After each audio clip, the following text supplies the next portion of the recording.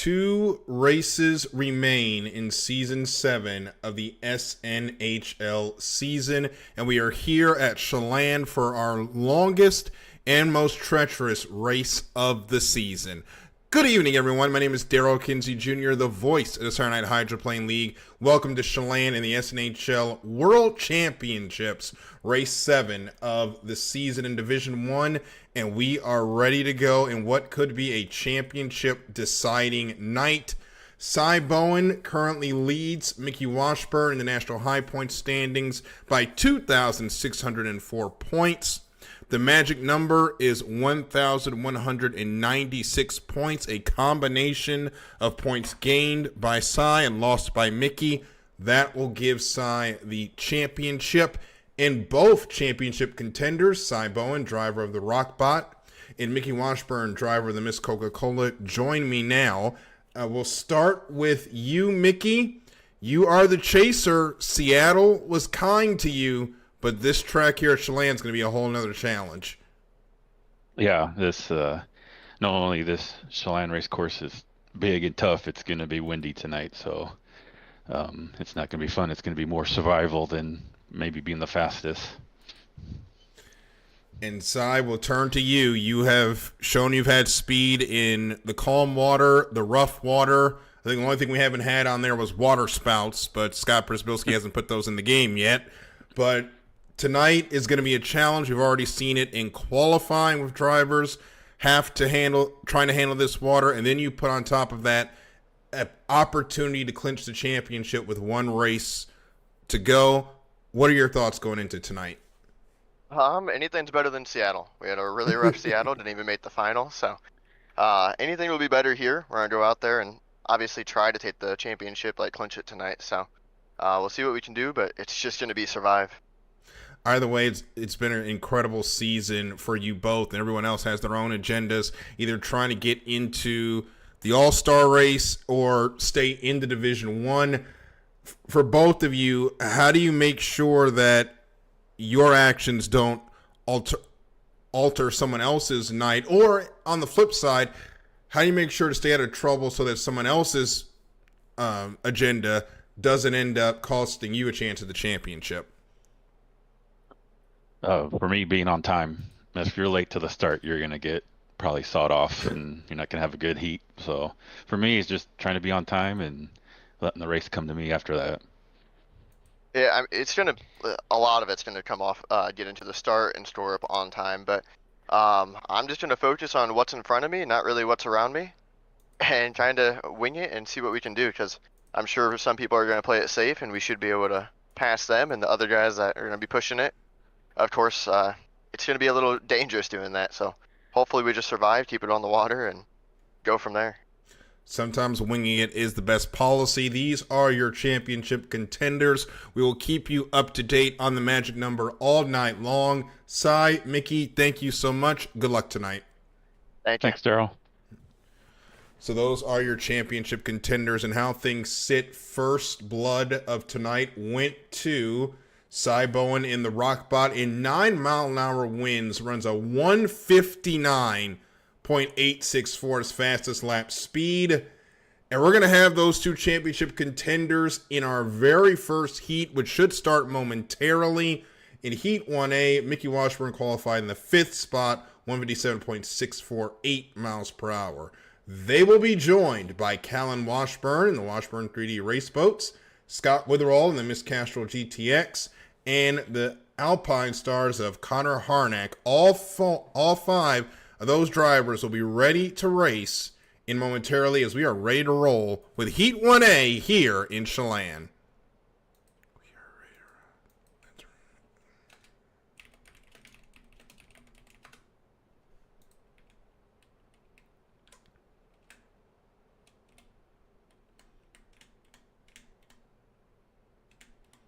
There we go.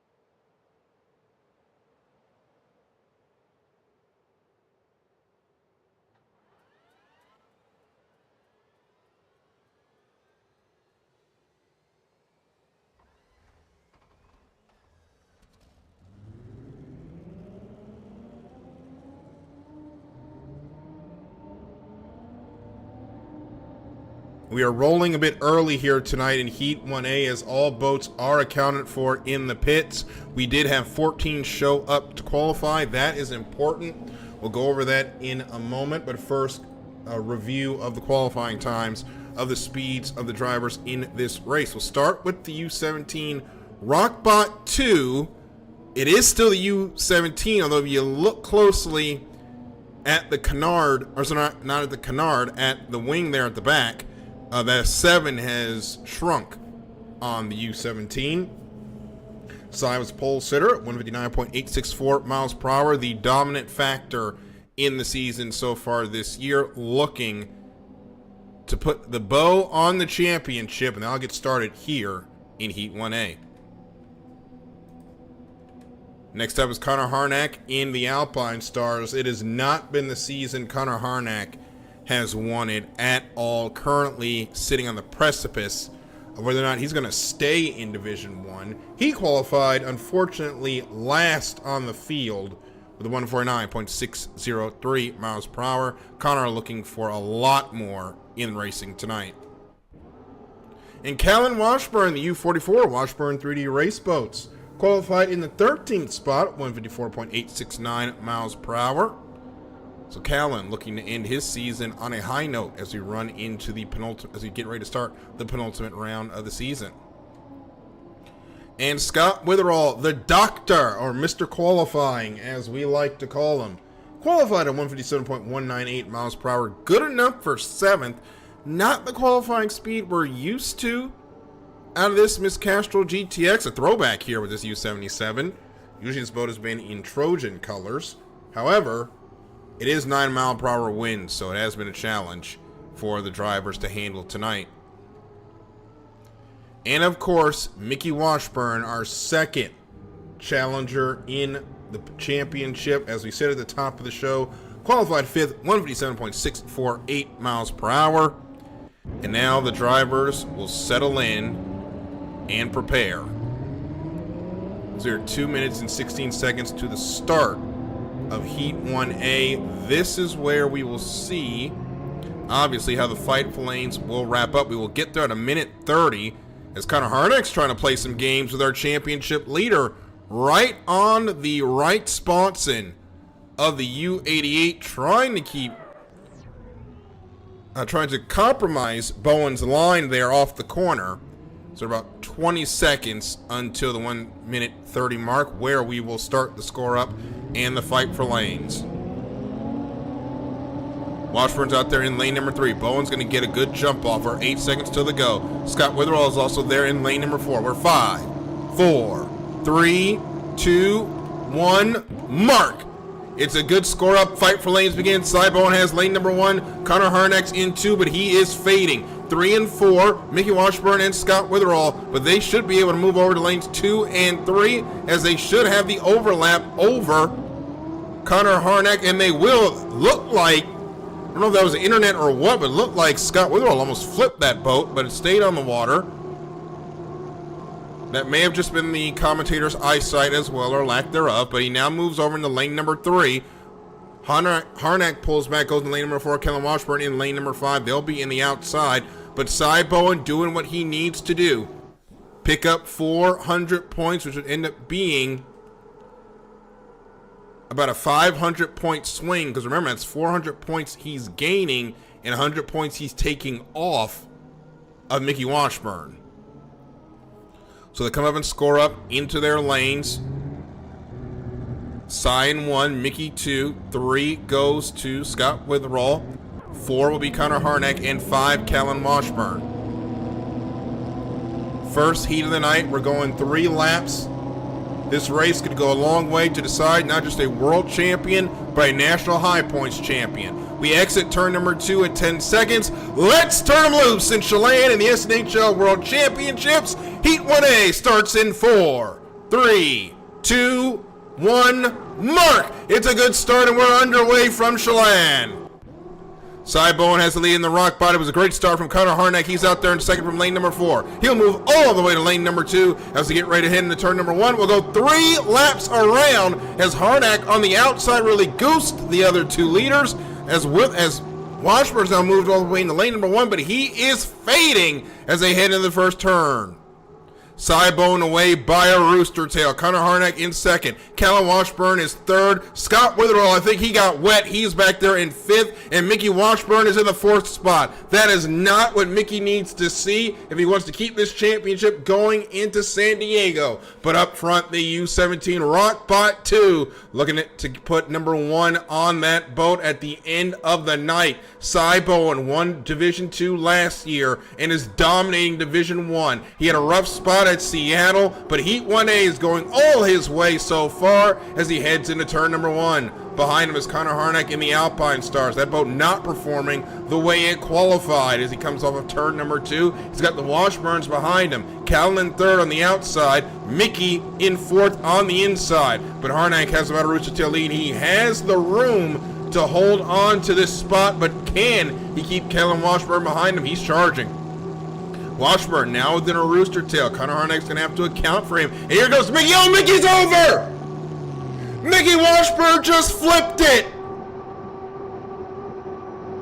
And my, oh my, that's one hand on the trophy for Cy Bowen, who's down the backstretch. His spotter's going to be telling him that. He's got the not the sponsor, the canard up to keep that boat on the water to prevent what just happened to the Miss Coca-Cola. And now Bowen, who had a rough Seattle, gets a gift from the racing gods as his championship contender goes over in the very first heat they're together. Into turn 2 now is Cy Bowen all by his lonesome. Meanwhile, battle for second heating up. Connor Harnack on the inside. Callan Washburn on the outside. They're about a rooster tail apart heading through turn number 2. Washburn's going to get the speed on the outside. We know Harnack struggling with a little bit of speed down the front straightaway. They were having some issues with the shaft angle of that boat. It seems to be rectified now as we start the final lap. Cy Bowen in the lead. Harnack in second. Third is Washburn. It looks like the U77 may have flipped over, not got wet, as that boat is stationary. So that is unfortunate for Scott Witherall. The top 10 qualifying effort is going to help him, but he, however, is 4 laps tonight, or 4 heats tonight. We'll have time to make up some points, but back up front. Cy Bowen, U17, the Rockbot. You watch him now down the backstretch of this nearly 3-mile Chelan race course. He's got everybody behind him. 400 points in one hand on the National High Points Trophy in front of him if he can navigate this last corner. Bowen heads into turn 2. He's got no one around him. He'll be able to get off that buoy row. Do not want any penalties here as they come down the front straightaway. And the first win of the night is going to go to Cy Bowen, U17. The Rockbot strikes first in the championship battle. Connor Harnack's going to have a great comeback from qualifying. He's going to finish second. Great run for the U88 Alpine Stars. And third, going to be Callan Washburn, U44 Washburn 3D Race Boats. That'll wrap up the finishers in this heat.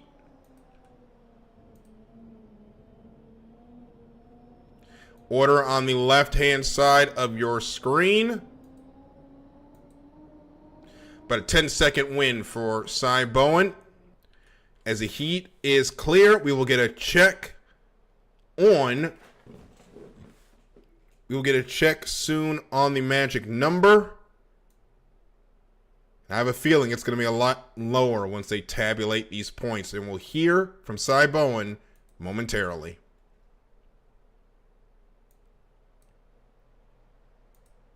Now joining us in the booth is Cy Bowen, the winner of the heat in the U17 Rockbot. Cy, I think now you can put one hand on that National High Points Trophy. That is exactly how you wanted it to go. You take the win. Your championship rival runs into trouble.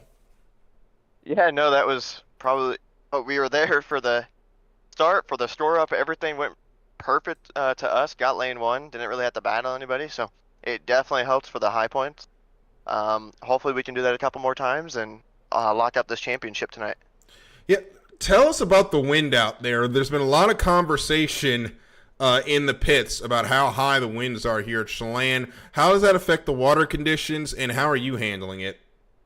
I prefer the higher wind. Makes people actually drive the thing instead of just float across the water. So, I'm a big fan of it. It's definitely rough. It's gonna get rougher tonight. But really, I mean, it's not terrible as long as we got out there. We were clean, had nobody to battle, and we were able to just kind of keep our wing at one spot and run the whole time. So, and we still put up a 153-mile-per-hour lap. So, it's not as bad as what some people are making it out to be, depending on if you're racing somebody or not. If you got to push it, you're flirting with danger for sure. Well, I've got one more piece of good news for you before you leave out. That magic number down to 796. Yeah, we're getting closer. So you're getting a lot closer, about 2 heats away. Actually, I'm going to give you even more good news. It's 396, not 796. There we go. One more heat like that, we should be good. All right, so Cy, congratulations and good luck in that second heat. Thank you. 1 DNF and 1 heat win has now dropped it within 1 heat of a title here at Chelan. So we're getting ready for our next heat of the night. That is Heat 1B. We'll get set up and we'll be back on the water in just a moment.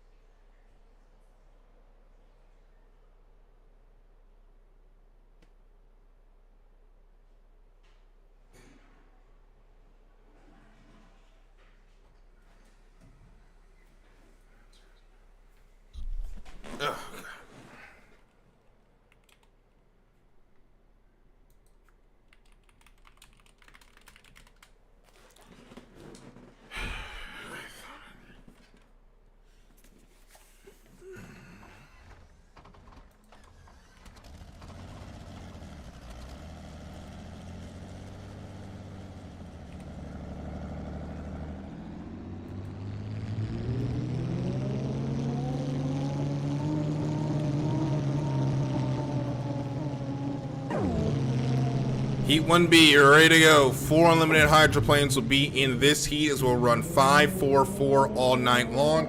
This is our second heat of the night. These are your starters, and this is how they didn't qualify. We will start with the boat that is on your screen. This is Mikey Callaway. This is the Belltown Hydro. And that U64 tonight qualified in position number 6, 157.221, and what has been a decent, actually, I don't want to say a decent season, but a good season for Mikey Callaway. Just outside of the top 10 in points, has more than enough time to get in there into the All-Star race. We'll keep a look on that race all night long. And next up we have Harley Gray in the U29 Dream Warrior. The U29 qualified in the 11th spot at 155.615 miles per hour. Harley looking to pick it up in the racing action.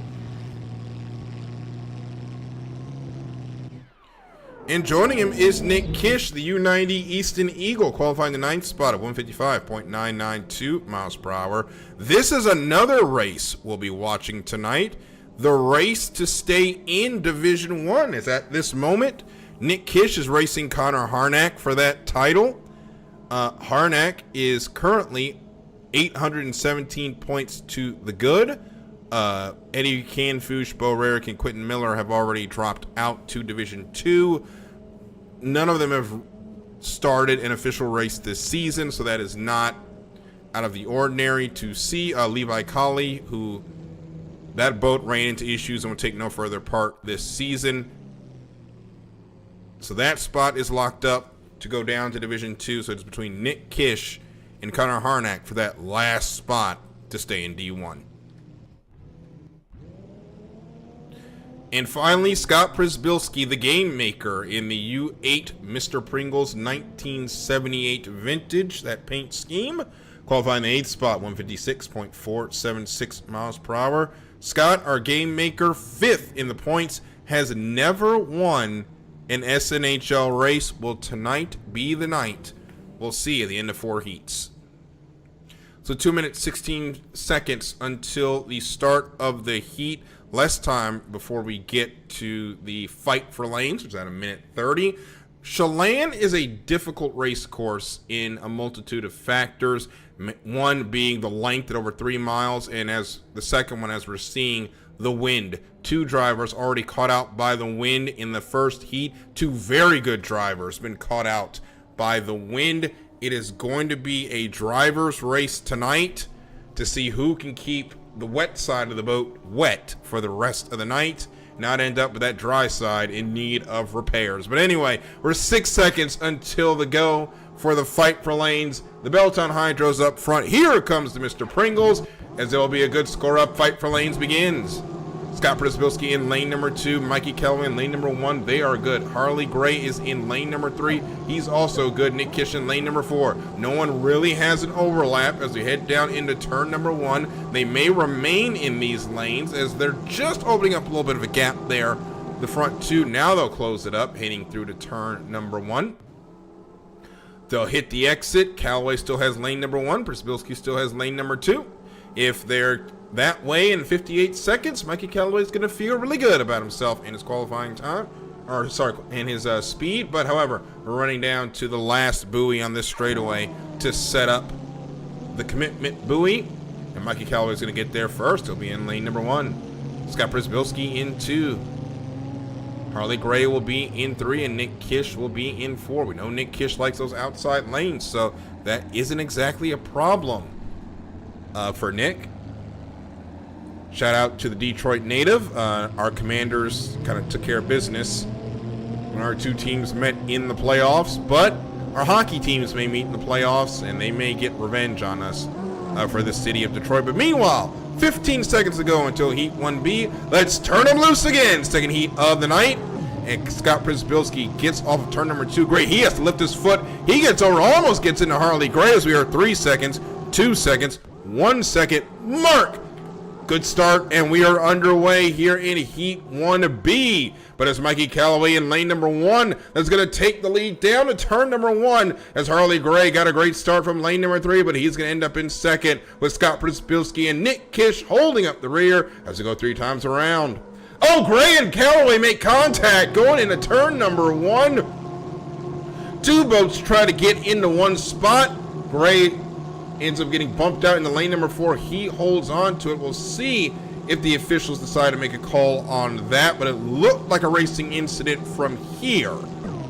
The officials may have another look at it. Meanwhile, in the back, Nick Kish up to the 3rd spot, got Scott Przybylski to his inside. Przybylski's got to lane 1 as Callaway's in lane number 2, but that was going to be a rough lane. You can see how rough it is as Przybylski got those spots. It's out of the water, look more like an offshore racer than an unlimited hydroplane. He's going to drop all the way back to the 4th spot. Nick Kish takes over 3rd as they head through turn number 2. So lap 1 getting ready to come to an end here in Heat 1B, and Mikey Callaway, the Belltown Hydro, commands the top spot. He leads the way as we start lap number 2. Harley Gray is second in the Dream Warrior with 3rd. Nick Kish in the Easton Eagle and Scott Przybylski in 4th in the Mr. Pringle. They start to stretch out to a little bit of a boat parade now as we head down towards turn number 1. And I don't think the officials have made a comment about that contact between the 2 boats. They have not, from what I see. So Callaway will continue in the lead. Gray in 2nd, 3rd and 4th. Nick Kish and Scott Przybylski as we are now stretched out here at Chelan with 4 boats on the water. And you can just see now from this camera angle how rough that water is. You saw on the left side of your screen, Harley Gray was really moving around in that U-29. And another big bounce at that right side. Spurting off the water. Oh, keep it on the water, Harley. As we head into turn number 2, this may be a time where discretion is the better part of valor. And Harley Gray is going to settle for those 300 points. A great start here. So we have 4 heats to get through tonight. Do not want the dreaded goose egg on your ledger as we start the final lap. Mikey Callaway, Belltown Hydro, has a commanding lead. Second, Harley Gray in the Dream Warrior. Third continues to be Nick Kish in the Easton Eagle. And fourth, Scott Prisbilski in the Mr. Pringle. The Piston Power seems to have more top end, but if you don't get a good start, that top end speed isn't going to matter much on these long straightaways if you can't get out front to use it. Harley Gray, another one of our piston-powered boats, holding fast in second, but Mikey Callaway got a good start, managed to bring it, is going to parlay that into 400 points if he can complete about another mile. Big jump there for Callaway as he was out there on the outside, moves all the way over to lane number 1, and you saw Harley Gray doing the dance of death back there, and that U29 holds on to it. Callaway was within, or was more than a rooster tail out, so that move is legal. But man, if that U29 had gone over, Callaway would have thrown it away as we go to the checkered flag. 400 points to go to the Belltown Hydro, and Mikey Callaway, the winner of Heat 1B. Harley Gray will be second in the Dream Warrior. Nick Kish holds on to third, and Scott Prisbilski in the fourth spot in the Mr. Pringles. So Mikey Callaway puts that boat back on the dock in the lead. No calls on the water, so Mikey Callaway, it is official, takes the win at Heat 1B. We'll hear from him next.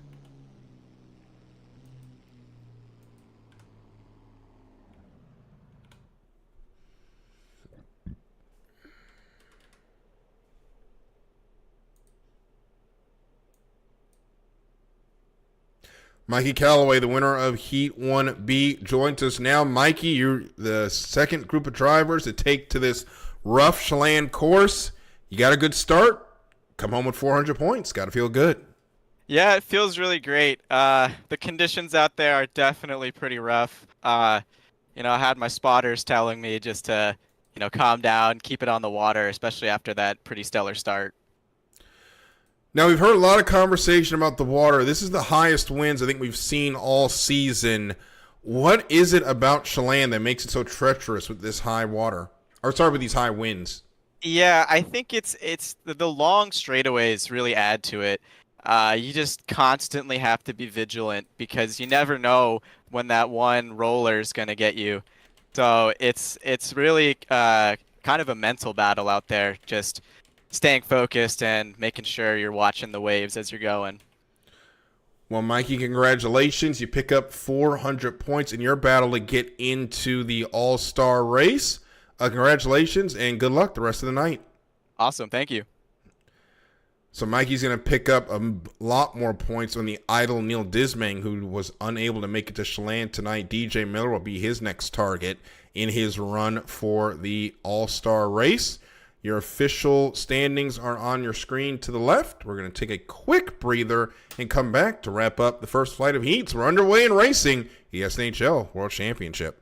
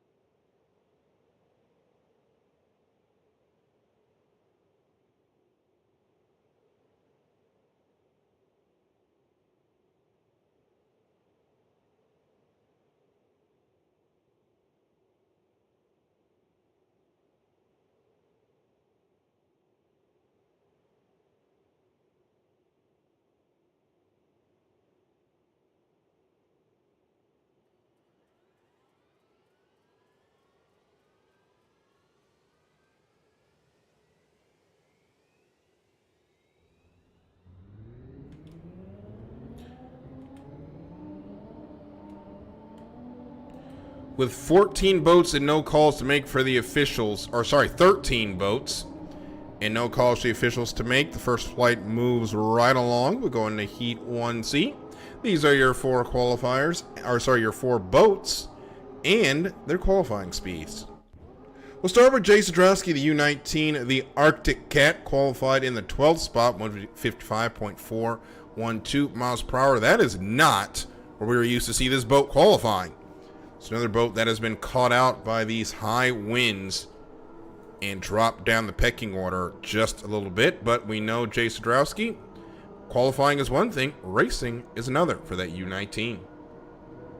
DJ Miller, the U1 DC presents depth, qualified in the 2nd spot, 159.670 miles per hour. So the high winds have not been a factor for that U1 DC presents depth. Shark teeth there on the front. Tim Johnson, the U50 Miss Tri-Cities, qualified in the 4th spot at 157.790 miles per hour. So Tim Johnson, great qualifying effort for our 5th place in the national high point standings. Last year was one of our drivers in the championship battle that came down to the final race. So those are your qualifiers, and the wind's starting to pick up just a little bit. We've got a little bit of a reading on the predictive metrics here with the famous weather station known as my cell phone. And the wind is only going to get worse coming up. So drivers, pull those belts tight because you're going to earn that check tonight. As they head around the course, here we're 2 minutes and 43 seconds until the start of Heat 1C. I want to thank everybody that is watching currently on the YouTube stream. See Jeannie Carlton there on right now, saying good luck to Cy Bowen.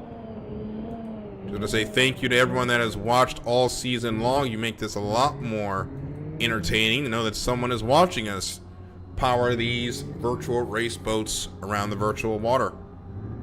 So about 2 minutes, 15 seconds away from the start of Heat 1C, and there is one more boat that I did not see earlier. That would be the A&W Root Beer Scott Garner, qualified the 10th spot there on the inside. 155.762 miles per hour was his speed. So now about 30 seconds until the fight for lanes begins. As Tim Johnson's going to go around at this point. He's going to have to cut. So we're at 1:50. We'll stay with him, actually. And he is going to cut from back to front.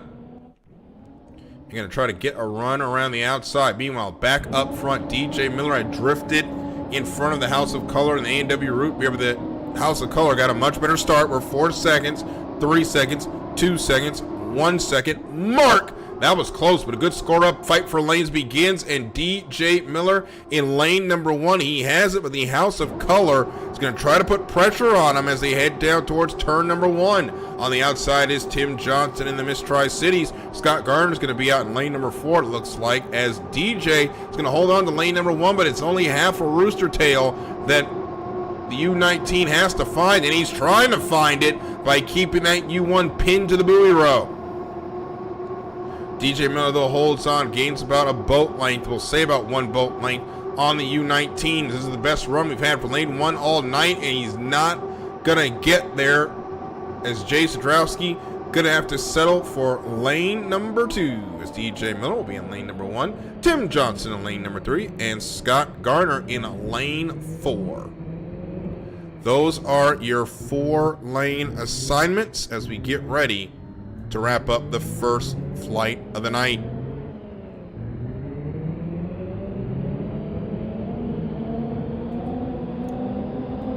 Here comes Garner. He'll go out to lane number 4. The House of Color still holding the U1 tight. Tim Johnson is almost in the tunnel with that U19 as they'll come around this exit pin. They should be at about 10 seconds. They will be at 10 seconds. Let's turn them loose in Heat 1C. We're 6 seconds away. Make that 5, 4, 3, 2, 1.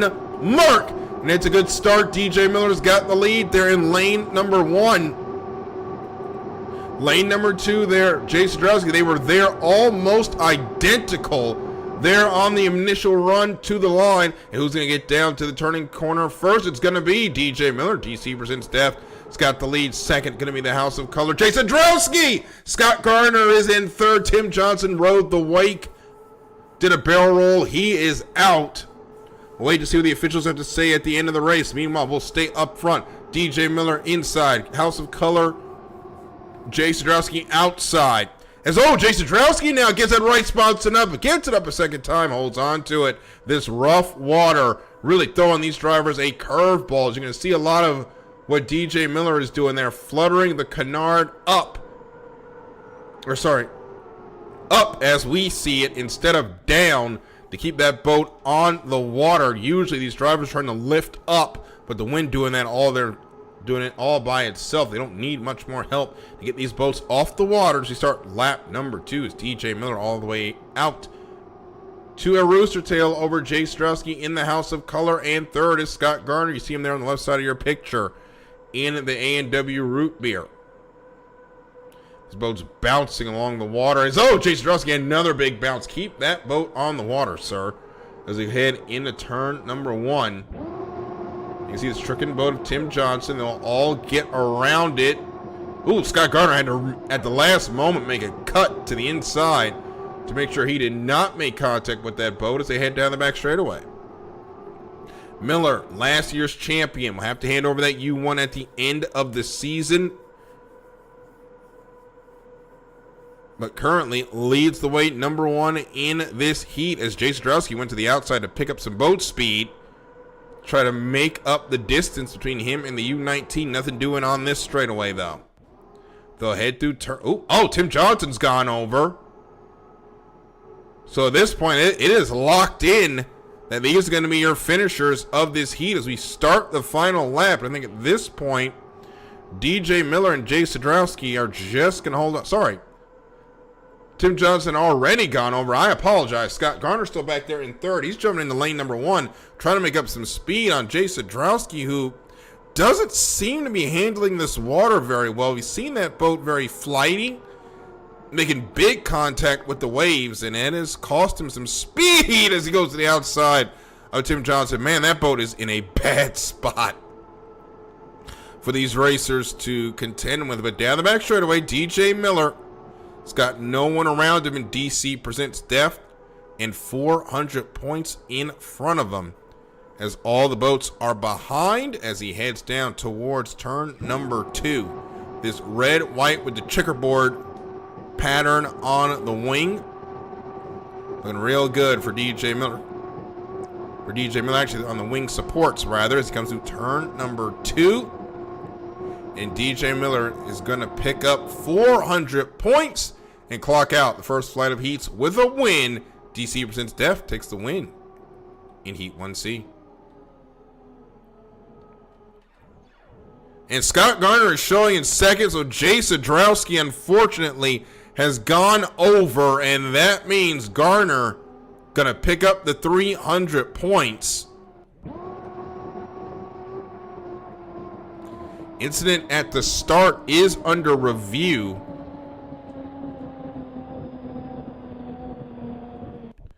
But the wind has now bit hard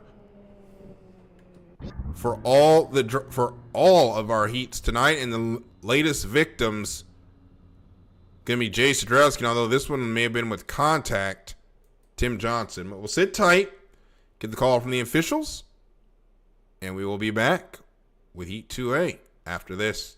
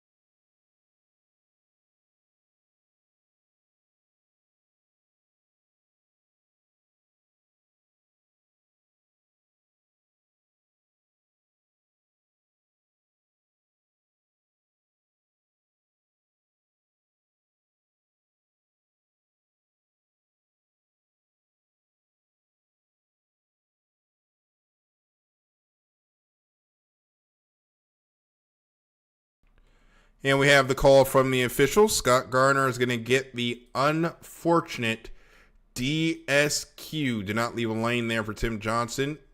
Given the incident responsibility, he will lose out on his points. And that means our winner / only finisher of the heat is going to be DJ Miller in the DC Presents Deft, who joins us now. And DJ, congratulations. You are first place and technically the only place in that heat. Disappointed that I jumped the gun. Then I heard Jay jump the gun too, and I was like, oh, that's not so bad, because, like, you know, at least I can place ahead of him. And then I heard Tim wrecked, and I was like, oh, cool. So more spots for me. And then with Tim getting taken up by Garner, that put me all the way back around in first. So that's how it goes sometimes. We'll take a mental note about timing marks for the later heats on that gun jump, because I thought I was good, and I decided to push it when I didn't really need to. But, you know, that's how you learn. We got lots of heats to run tonight, so more chances later. And that is a lesson to all you young boat racers out there. Even if you get the penalty for jumping the gun, don't take your foot out of it, because you could end up with a win anyway. DJ, we've heard a lot about the wind. It's bit all 3 heats now, and it's only going to get worse. 11 miles per hour by the check of my trusty weather gadget known as the phone. How do you handle such high winds at a track where there's really nothing to buffet the wind? So it's just full force on the boats on these straightaways. Honestly, one big key about it is you really got to fly the boat over the rough stuff. Because if you get bogged down in the rough, you just can't get any speed down the chutes, and guys are going to drive around you. Obviously, that's hard, especially down the backstretch where you're facing the wind. But, like, you got to get the boat out of the water and out of the waves. Otherwise, you're going to get knocked around. Well, DJ, you handled the waves there in Heat 1C. Congratulations, and good luck the rest of the night. Yep, thank you, Daryl. So that is DJ Miller, the winner of Heat 1C. We are getting ready for Heat 2A. We'll go over the points as we get ready to start Heat 2A here in the SNHL World Championship, presented by 5 to the 5 Boat Designs. Currently, if the racing were to end now, Cy Bowen on 600, DJ Miller 580, you just heard from him, Mikey Callaway on 500, Harley Gray on 350, Connor Harnick in 5th on 330, and Tim Johnson on 309 and 6th would be in the final. The drivers chasing include Nick Kish, tied with Callum Washburn for 7th on, Nick Kish in 7th on 295 points, Callum Washburn 8th on 255 points, Scott Przybylski on 249 points. Eddie Canfouche officially ends the night with 160 points, while Mickey Washburn on 120, Scott Witherall on 90, Scott Garner in 60, and Jay Sadrowski on 40. They have work to do as we get ready to start Heat 2A. 11 mile per hour winds. 4 more boats coming to the water in just a moment. Sit tight. We'll be right back.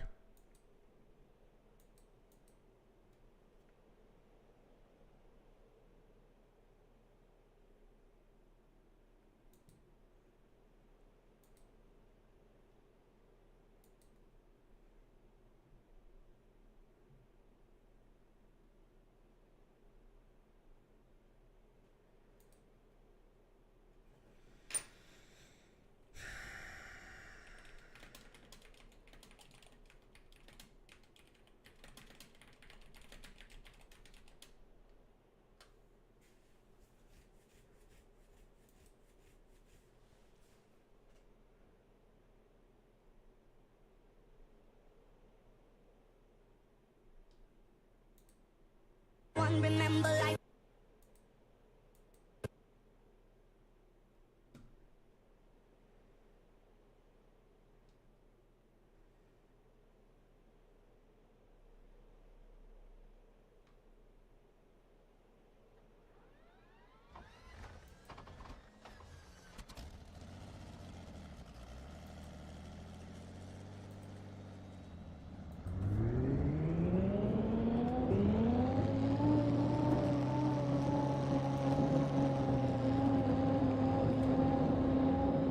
Heat 2A ready to go as we start the second flight of heats. Tim Johnson There in the U50, got 169 points from the flip.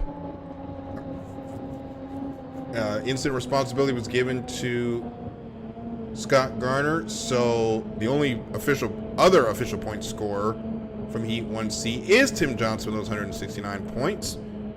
As we said earlier, he's on 309 points, and currently in the 6th spot and in the final as things run. Mickey Washburn in the U9 Miss Coca-Cola. Mickey has 120 points from qualifying, but he DNF'd in Heat 1A. We've already gone over where the number is, 396. Mickey needs to win, and then he's got to pray that there is a problem in Heat 2B, but he's got to do job 1, get 400 points here in Heat 2A. Scott Witherall, the U77 is Castrol GTX. This boat also went over. Witherall currently sitting on his 90 qualifying points. The good news, though, we have 3 more heats, including this one, to make a dent in that. And Nick Kish there in the U90 Easton Eagle. Nick currently sitting on 295 points after finishing 3rd in Heat 1B and qualifying in the 9th spot. It's a good run so far, Nick Kish, who's trying to stay in Division 1. So that is your lineup here. 4 boats on the score sheet. 4 boats will make the call. Those were 2 minutes and 36 seconds until the start. Mickey Washburn in the U9 Miss Coca-Cola making his way down. I believe this is the backstretch. It is the backstretch. Scott Witherall is going to be the furthest one trolling so far. He's in the middle of turn number 2. So Washburn makes his way around the corner. Going to go into lane number 2 and around the Castrol GTX. He's going to set up in lane number 1. We're 2 minutes and 6 seconds away. The other 2 boats, Nick Kish and Tim Johnson, going to make their way around here in just a moment, as we're now at 1:53. About 20 seconds until the score up now. As there's Tim Johnson, managed to set up at the exit pin, but Mickey Washburn is going to jump him easily as they make their way down the front straightaway to the score up pin, as we're 5, 4, 3, 2, 1 mark. And we got 1 jump at least. That is Mickey Washburn. He'll have to move to the outside. He does so now. Tim Johnson looks like he is clean, so he'll have lane number 1. Scott Witherall is going to try to take lane number 2. No, Tim Johnson's getting out the pedal. He also got over too early, and he will also have to go to the outside. So not a good run for Washburn, not a good run for Johnson. Witherall and Nick Kish, though, they are sitting in the catbird seats known as lane number 1 and lane number 2 as they make their way down the back straightaway heading towards the commitment pin. So Witherall going to get there first, and he will get lane number 1. Nick Kish will be in lane number 2. Tim Johnson will be in lane number 3, and Mickey Washburn in lane number 4.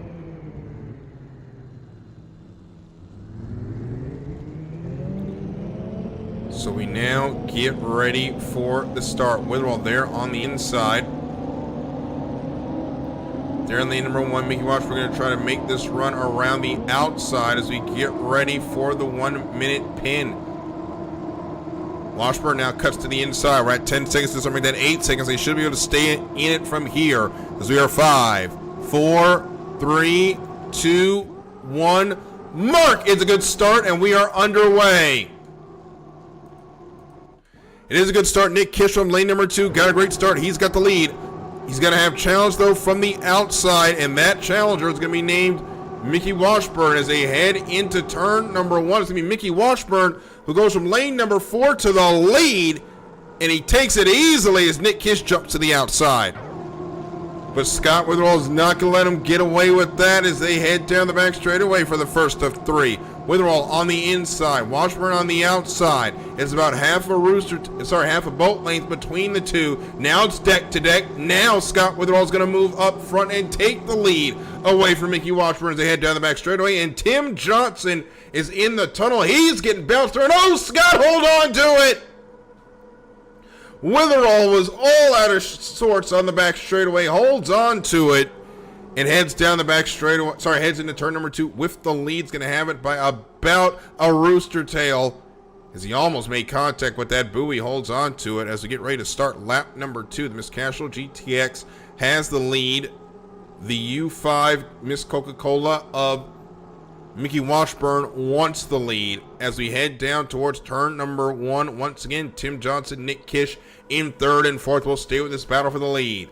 Witherall looking to pick up 400 big points in a season that has not been to his liking. We have seen that boat qualify well. Racing has been another matter for Scott. But right now it's going well as he exits turn number 2 with Mickey Washburn hot on his heels over Rooster Tail now for that U9 as it's getting strung out now. A little bit of a boat parade taking place here on the back straightaway. So we'll ride along now with Mickey Washburn, the piston power, trying to chase down that turbine powered U77 of Scott Witherall as Mickey got that right sponson out. The water holds on to it as he heads into turn number 2. Can hold on to those 300 points. It should be enough to at least push it out to another heat. But he's got to hope in that championship. But we'll stay with this heat and start the final lap where Scott Witherall leads the way. Castle GTX has about a rooster tail and a half lead over Mickey Washburn.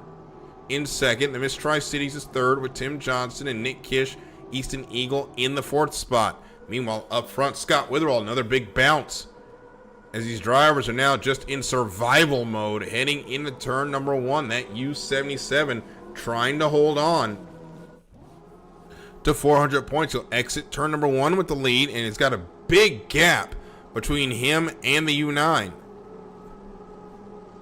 So Witherall down the back straightaway. No one around him can be conservative here with that boat. Witherall not the best season, all the way down in 17th. Not where we're used to see Scott Witherall in the national high points. Did have to miss a couple of races due to an illness, but he continues on. He's got that sponsor where it needs to be up, so you can keep the the canard up, so you can keep those sponsons on the water as he exits turn number 2. He comes to the start-finish line to pick up 400 points and the win. The U77 takes the win here in Heat 2A.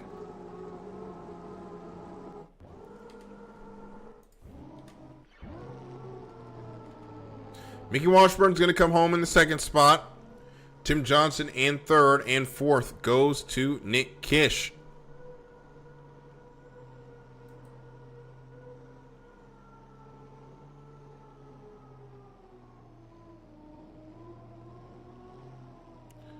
So that is your order, and we'll hear from the winner of the heat in just a moment.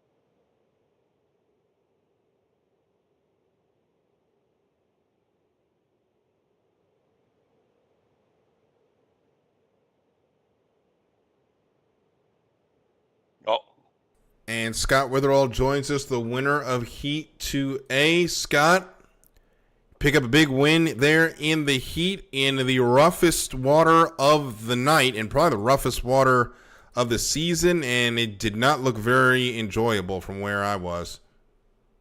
Oh, hell no. My old ass is tired from that run. More when by the time you got to the last lap, it was like full wing up. It wanted to go over. It kept getting rougher.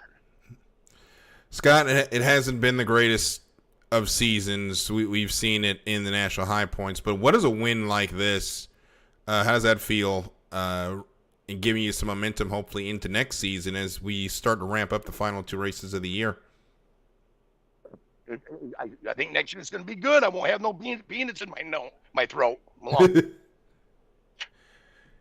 Peanut.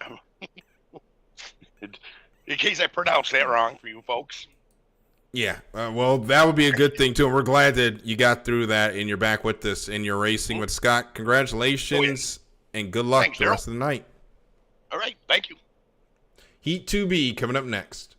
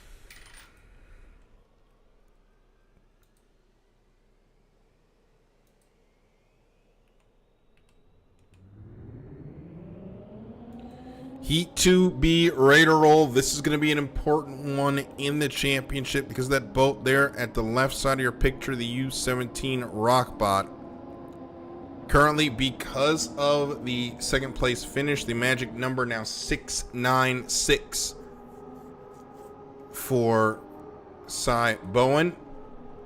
Got to have a good run here to get that number lower. But we'll stick with, or we will go through everyone that's going to be in this heat in Heat 2B, starting with the boat on your screen. That's DJ Miller. Picked up the win in Heat 1C. He's on 580 points. Then, of course, Cy Bowen, who we just mentioned, he's sitting on the perfect 600 after that win in the first heat of the night.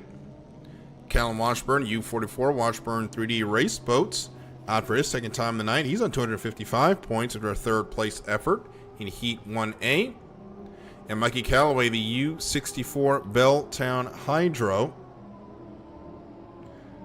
Mikey qualified in the 6th spot and then won Heat 1B. He's on 500 points. And rounding out this heat will be Harley Gray in the Dream Warrior. Finished second in Heat 1B after qualifying 11th. He's on 350 points. So we'll have 5 in this heat, and all of them seem to be making their way down the back straightaway as Mikey Callaway and DJ Miller head towards turn number 2. And remember, these drivers running in this, all 4 of these drivers running in this heat. Mikey Callaway looking to get into the All-Star race. DJ Miller looking to wrap up his season with a win. Wrap up part of his season with a win and some great momentum heading into next season. And with all that going on, you do also have the championship at play. So we'll keep a look at that as DJ Miller's going to make his way into turn number 2. He is the furthest up of everyone. You can see how choppy that water is from the wind. And that's what's made it a challenge all night long, as we should see the other competitors coming around the corner momentarily. Here they come all now. Belltown Hydro, I think he's going to have to go to the outside. Callum Washburn definitely will. The Rockbot going to get up there as well. DJ Miller's trying to key off that U17 and try to keep him to the outside of him. So Callum Washburn's going to have to go around again. He cannot sit there and get a good run, so he'll have to try it again from the outside. But DJ Miller scoots up to the exit pin. They'll be at 2 minutes. Harley Gray's going to try to draw them up early. DJ Miller now trying to draw the U17 up early. Does not bite. But Miller now set up. Harley Gray now the furthest of all of them. Remember, he's got a little bit more get up and go with that piston-powered boat. As there are 10 seconds until the go. Now Harley Gray gets on it. But he may have to stay out of it because he's going to be early. He's going to have to go to the outside at this point. So we're 3 seconds, 2 seconds, 1 second. We got 2 drivers. They're going to have to go to the outside. Harley Gray and Mikey Callaway. But look at DJ Miller and Cy Bowen. Cy should be able to get over into lane number 1. He got a great run. I think, though, DJ Miller's going to be there. No, he's not. Cy's going to be able to get over into lane number 1. Callum Washburn could go over to lane number 2 if he wanted it. Will not get there. Actually, has not come over yet. I wonder if DJ Miller was also one of those boats that came over early, because we do not see him. And actually, though, there's DJ Miller. He's out there on lane number 3. Back up front, Cy Bowen heading to the commitment pin all by his lonesome. He'll get lane number 1. Lane number 2, I think, is going to go to DJ Miller as Callum Washburn stays to the outside. Callum might actually be one of our drivers that has to stay to the outside after jumping the score up.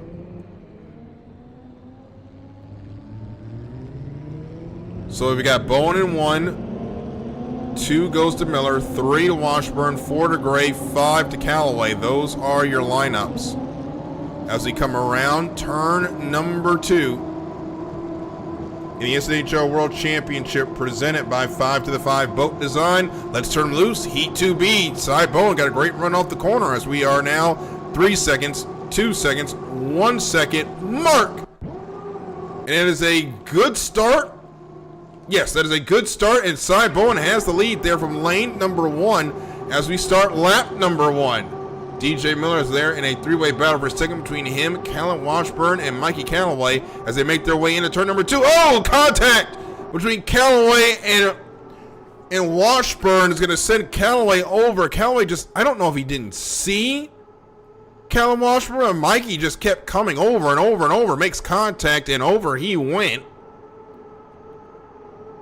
It looks like there's been a problem for Harley Gray. I think he's going to be out of it as well. So we'll stay with these three, with Cy Bowen having the lead. And out there is DJ Miller keeping him honest there. It's within a rooster tail. So Cy Bowen has to watch that outside mirror. And DJ Miller has to watch that outside mirror because it's full of Callum Washburn. And in fact, it's no longer full of Callum Washburn because they're pulled side by side.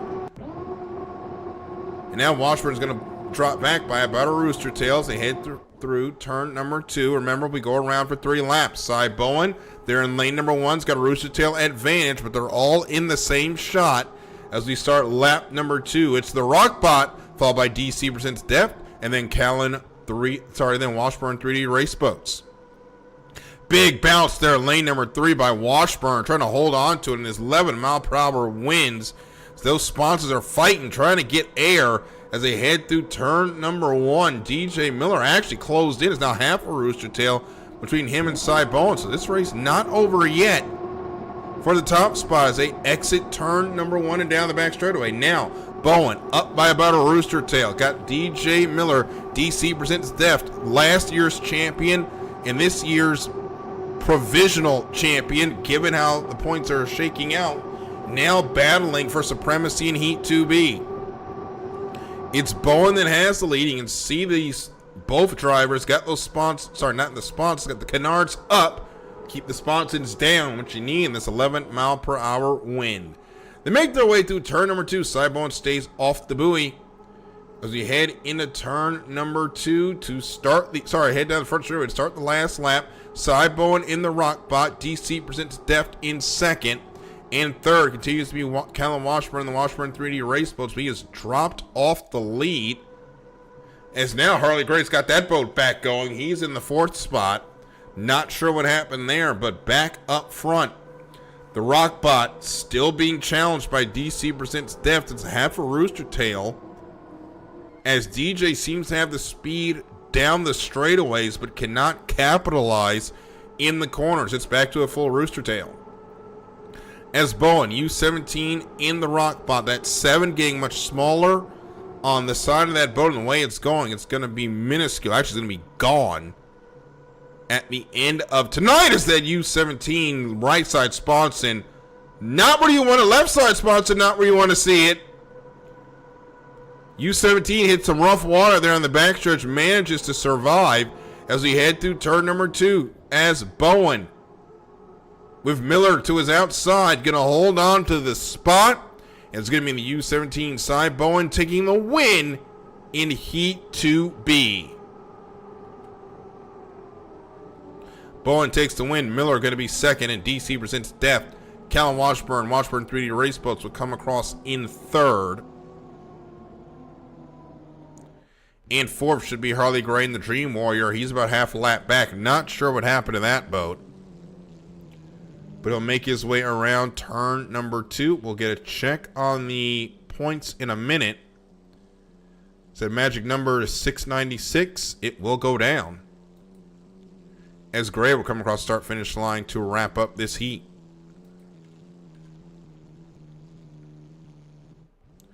And there are your standings. No call on the flip of the Belltown Hydro as we saw it there. So results are official. We'll hear from Cy Bowen in a moment.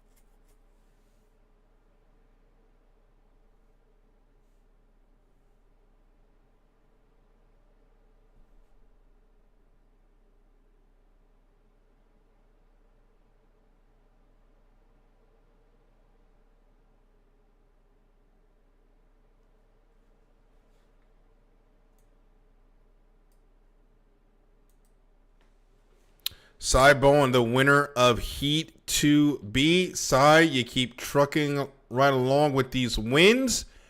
And the magic number is now down to 296 with a great run there. How'd it look from your side of the view? It went pretty smooth. We got lane 1 again. Got overlap on him on the store up, so nice and easy there. DJ gave us a little bit of a run there. My spotter kept telling me he was creeping up a little bit. We were just full winging it the whole time.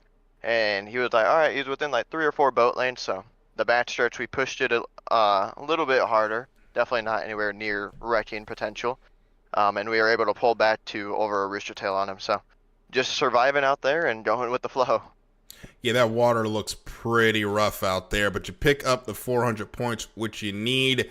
And this has got to feel good after how Seattle was not the way you wanted it. Oh, absolutely. This is a way better turnout than that. And it does look, at least the spreadsheet-wise, we're the only one in the hunt. So I think we might have got it locked up since they haven't put points in totally yet. We will wait for the official call, but you may have it right now. We know we have the 3rd flight of heats to come up, so we'll sit tight on any proclamations for now. But right now, Cy, it's looking really good. And congratulations. Good luck the rest of the night. Thank you.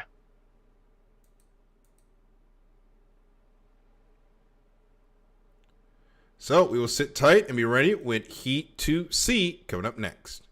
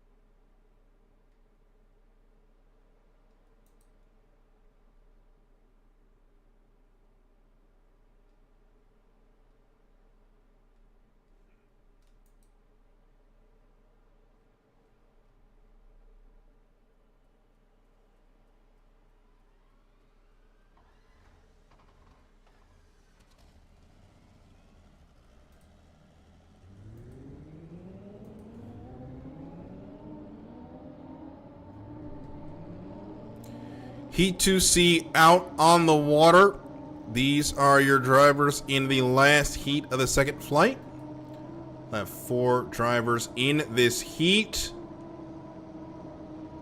And we're going to have to make an announcement at the end of this heat. But we will continue.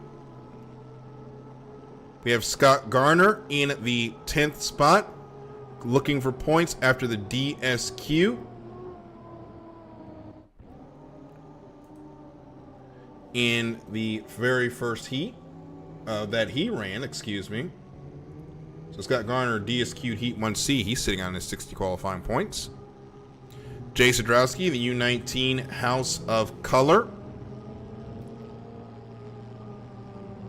qualified in the 12th spot. DNF'd Heat 1C, he's on his 40 qualifying points. Scott Prisbilski, the Mr. Pringles, finished 4th in Heat 1B. He's on 249 points. And Connor Harnack in the Alpine Stars. Harnack finished 2nd in Heat 1A. A great run despite his qualifying effort. And Harnack is now coming back. No, he was not coming back to the pits. So it was just a bad angle. He's heading down the front straightaway. So those are your 4 currently, out on the water in this heat. About 3 minutes and 12 seconds to go.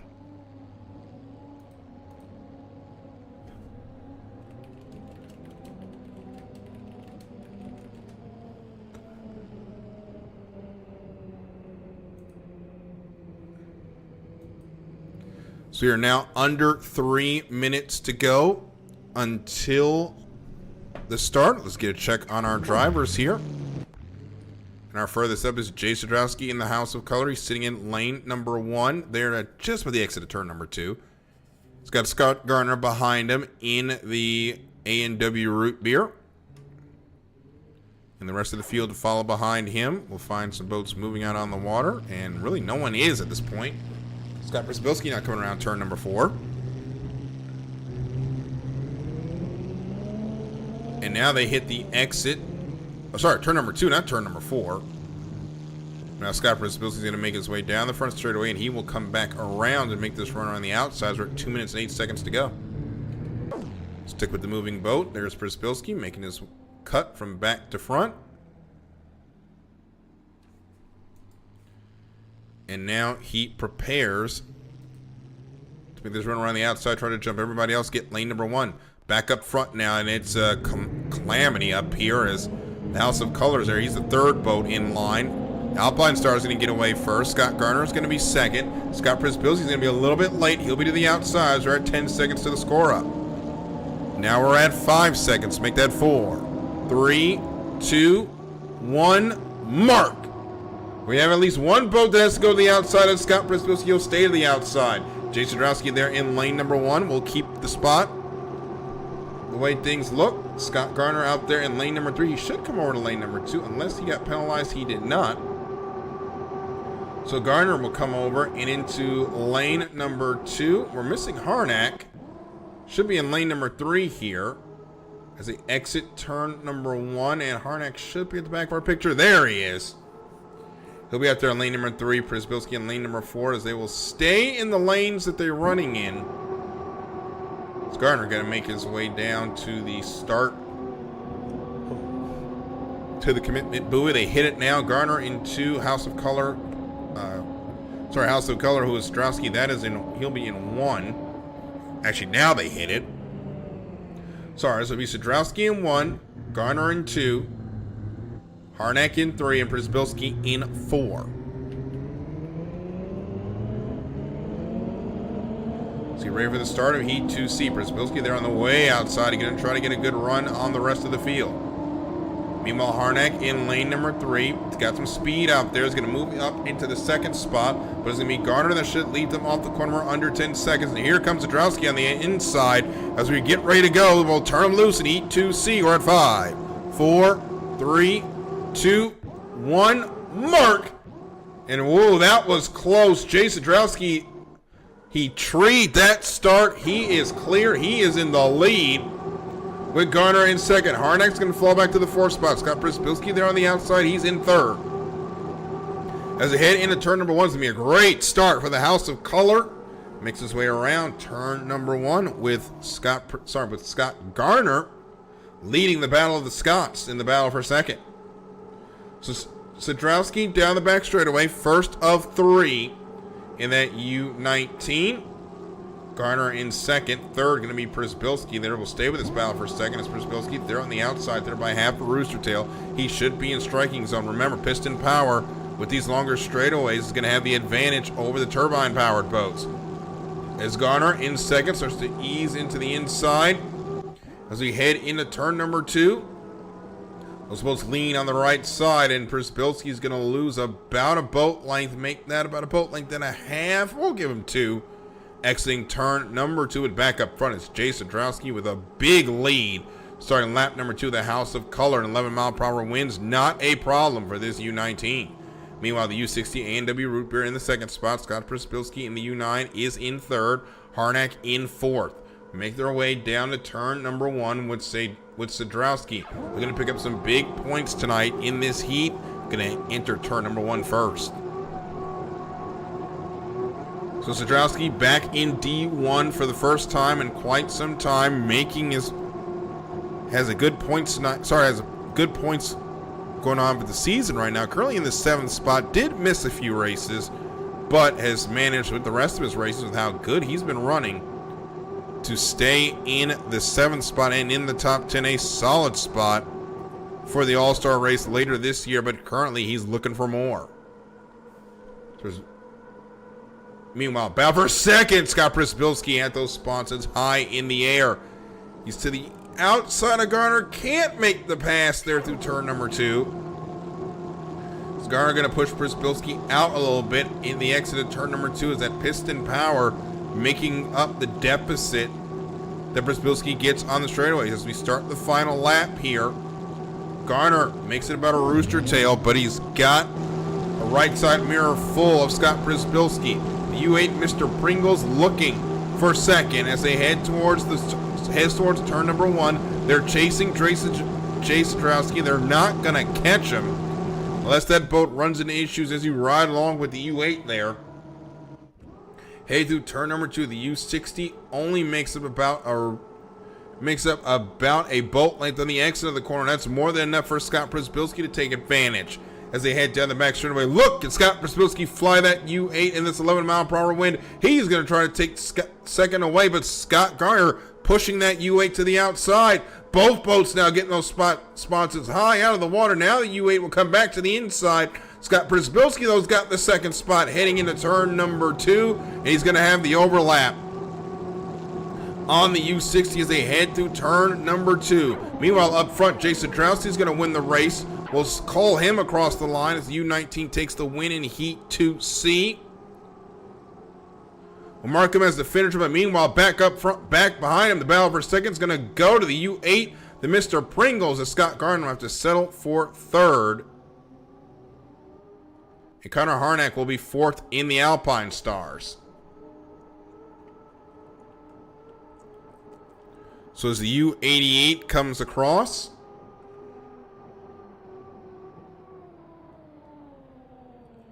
there are your results on the screen. We will hear from Jay Sadrowski in a moment, and then we will have a special announcement in the fight for the championship. Let's start, however, with the winner of Heat 2C here at the SNHL World Championships presented by 5 to the 5 Boat Design. And that would be Jay Sadrowski, the winner of the U19.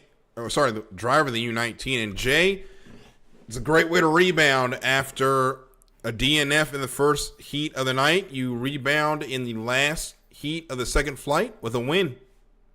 Much needed, man. I can't believe the boat caught a rogue wave in the first heat. All I had to do was turn a corner and finish, and it didn't. It had other ideas, so needed the win, and hopefully it's rough out there. Yeah, the wind has not looked fun. The sponsors have been all over the place. We've been seeing drivers get bit all night, and we've talked about this. We usually talk about Detroit being our roughest course, so I'll ask the Michigan native here, harder water you've run on this year, Detroit or tonight? I would say because of the wind tonight, it's like an ocean. The swells will let it swallow you. You get waves that come out of nowhere, and as everybody saw in the first heat, it'll send you if you're not on the pedal, so you got to be careful. All right, so Jay, congratulations. We got to speak to your teammate here in a minute, so congratulations and good luck the rest of the night. All right, thanks, Daryl. And after that is Jay Sadrowski, your winner of Heat 2C. But ladies and gentlemen, we have a second interview to do as the points have been tabulated, and it is official. Your Season 7 SNHL Division 1 National High Points champion is Cy Bowen in the Rockbot, who joins us now. Cy, congratulations on a championship clinched. Thank you. It's been fun. We started out the season really well. Detroit and Tri-Cities and Seattle, we were a little rough in that area just because one of them we didn't make the final and the other ones we didn't win, of course. So hopefully we can end the season on a high note, kind of continue what we're doing tonight and go out there, maybe score some wins and maybe a final. Cy, you've been on an incredible run the last 2 years. You pick up the D2 championship last year. You now win the D1 championship. You become the first driver to win both division championships in back-to-back years. Put it into words, just the run you've been on the last couple of years. You really can't. I mean, we came off a 5-year absence, came back into D2, had a heck of a season there, shattering some records, and came in here and tied a couple records. I think we should shatter some of them as well this year as well for D1. So if things keep going smoothly, so you can't really put it into words. It's just been unbelievable past 2 years. Yep. So now pressure off. You get ready to run Heat 3A as champion-elect. Does the mission stay the same for the rest of the year? Or sorry, for the rest of the race? Absolutely. We had no real pressure for the championship really after Miami. We had a solid lead after that. So I guess high points, there hasn't been much pressure, but of course we want to go out there, make the final, and win the final. So pressure is still the same there. We're going to go out there and win. All right, so I imagine that 1 or that 7 on the side of that boat will be non-existent when we get to San Diego, but congratulations and good luck the rest of the season. Thank you. The championship is decided, but we still have a world championship to decide. Second half of the heats coming up next.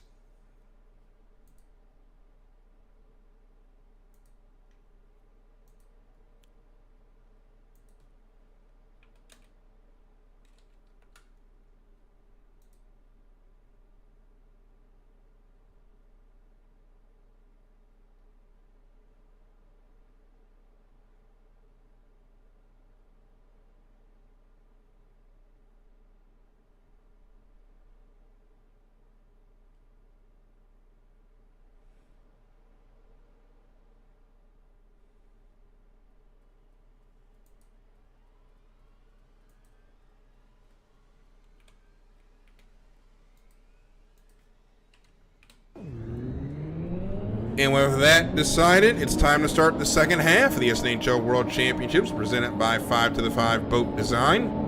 We'll start with Heat 3A. Here are your runners in this heat. We will start with Scott Garner in that U60, currently sitting on 285 points. Garner's got a lot of work to do if he wants to make the final. However, he's got 2 more heats to do it.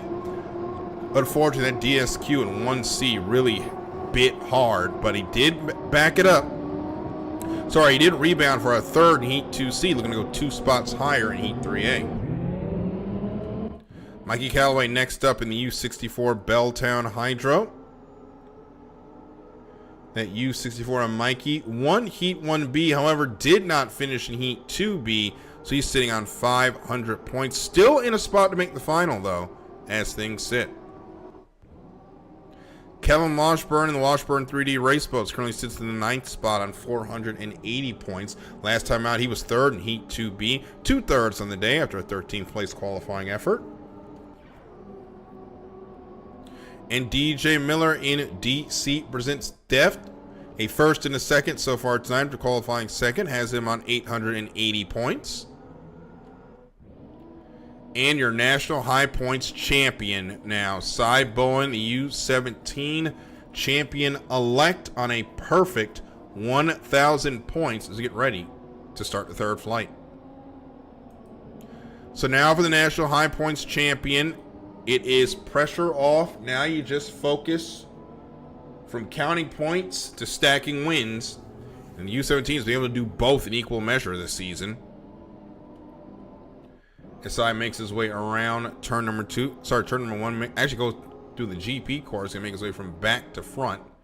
Followed by the U64. Now it's just about stacking as many points as possible and just enjoying this moment as champion. And just caps off what has been an incredible last 2 years, that U17. As meanwhile, the U60, Scott Garner, A&W Root Beer, makes his way through turn number 2. He's got no one around him. He should be the first boat to stop. Actually, he won't. DJ Miller will get up there first with DC presents Def. The Rockbot makes his way to the outside. Now we'll cut in front of the U60. Looks like you wanted to try to get under the U1. Couldn't get there in time. As now 4 of the 5 are now here with us as the U64 will now move into lane number 2. DJ Miller and the Belltown Hydro, they may be in a disadvantageous spot as they're the first 2 up here, but they're going to make the U17 and the U60 have to navigate around them as we get ready for the run to the line, as we are at 3 seconds, 2 seconds, 1 second mark. Clean score up, fight for lanes begins. Up front now, DJ Miller there in lane number 1. He's trying to hold on to the spot by the rock bot. Meanwhile, Scott Garner should be able to get over into lane number 3. Miller trying to hold into lane number 1. He should be able to do so. He's got a lot more speed this time as we head into turn number 1. Miller still in lane number 1. Bowen in 2. He's going to lead them around turn number 2. Garner in 3. Washburn in 4. Mikey Callaway, though, he's all the way in the back. He may end up in lane number 5 the way things are going. As he head down the back straightaway, and it looks like Cy Bowen will have to stay in lane number 2, while DJ Miller will have lane number 1. Cal Washburn will be in 3. And 4, actually we're missing. There it is. 4 will go to Callum Washburn. For some reason, camera did not want to switch over to the U44. But here are your lanes. Bowen in 2. Miller 1. 3 goes to Garner. 4 goes to Washburn. 5 will be Callaway. Now, does DJ Miller have the timing marks set up? We're going to talk about that when he won earlier tonight. But now, heading through turn number 1, they're going to hit it at about 8 seconds. Should be able to stay on the pedal from here. Let's turn loose in Heat 3A. We're 4 seconds away. 3, 2, 1, mark. It's a good start. We're underway, and it's actually going to be Cy Bowen that gets there first. DJ Miller in lane number 1, much better on the timing marks, but Cy Bowen gets a perfect start. He's got the lead. Another good start by Scott Garner. He's up there in the 3rd spot. DJ Miller in 2nd, Mikey Callaway in 4th. As they make their way around turn number 1 for the first time. We're going 3 laps around here in Heat 3A. Miller going to lose a couple of boat lengths off the turn as Callum Washburn back in the 5th spot. Cy Bowen almost put that boat over, gets those spots back on the water, as now he's going to have to keep DJ Miller behind him, as Miller on the inside's got a big run as they head down towards turn number 2. Miller fluttering with that canard, but Cy Bowen's going to hold him in there tight. He's going to give him a lane and only a lane as they head into turn number 2. Miller on the inside, almost drawing level. Has to get out of the pedal through turn number 2. They're deck to deck, exiting the turn, heading down the front straightaway to start lap number 2. It's Miller, it's Bowen, they're deck to deck. Bowen's going to lead that lap as we start lap number 2, but Miller's there on the inside. He's going to snatch the lead away. So Bowen tried to hold on to the spot, nothing doing. These longer straightaways helping that boat on the inside as they head into turn number 1. But now it's Miller that's going to drop back to lane number 2, to the 2nd spot. Only briefly, though, as Miller inside lane going to take the lead, exiting turn number 1.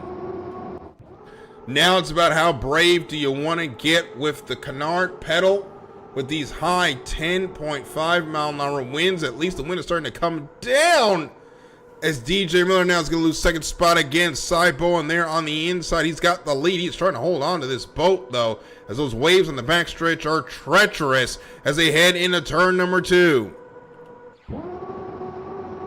There is the gap, though, for DJ Miller. It's about a boat length. He's going to be able to get in there. Should draw level as they exit the turn. Great racing by both these drivers to give each other room, as DJ Miller is going to have the leads. It'll be a drag race down to the start-finish line. Who's going to get the spot? It's going to be Cy Bowen that had it by about a Spartan tip. If that had been the last lap, Cy Bowen would have been a very happy man, but he's going to have to do this for 3 more miles.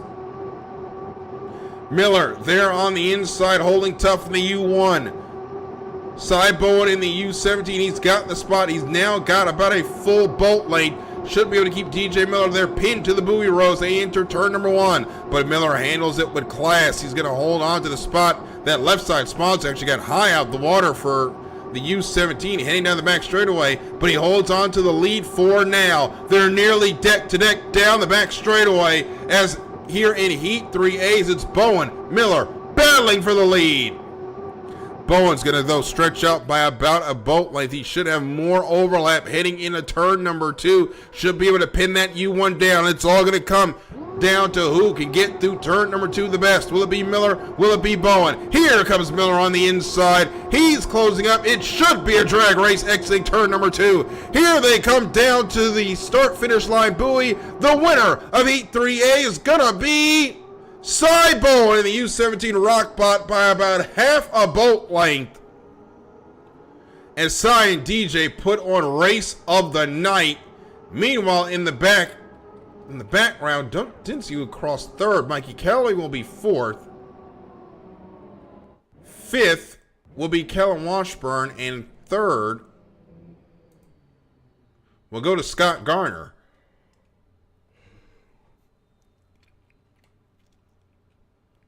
What a race here in the SNHL World Championships presented by 5 to the 5 Boat Design. And we're going to hear all about that race in a moment from Cy Bowen, who keeps the perfect streak alive. And Cy Bowen joins us now. Cy, you remain perfect on the night, but that was a challenge. Oh, absolutely. DJ gave us a heck of a run. We were trying our butt off. I'm sure he was trying hard too. Being on the inside, I'm sure he wants to beat us. So that was a heck of a run. I'm super happy with how clean we raced each other. I know I held it tight in there, but obviously he's not somebody to slack off with. So it was fun. Yeah, and that is the one thing. That was good, clean racing for all 3 laps. You did hold each other close there, but it looked like the wind, it's lower, but it didn't seem to make the water any less rough as you guys were battling there. There was a couple of moments where those sponsons got in the danger zone. Oh, absolutely. We were definitely not holding back on that one. We ran a 153.4 and 10.5 mile per hour wind. So if that tells you anything, we're creeping up on there in some of the guys' qualifying speed and 9 mile an hour wind. All right, Cy, congratulations. Good luck the rest of the night. Thank you. Heat 3B coming up next.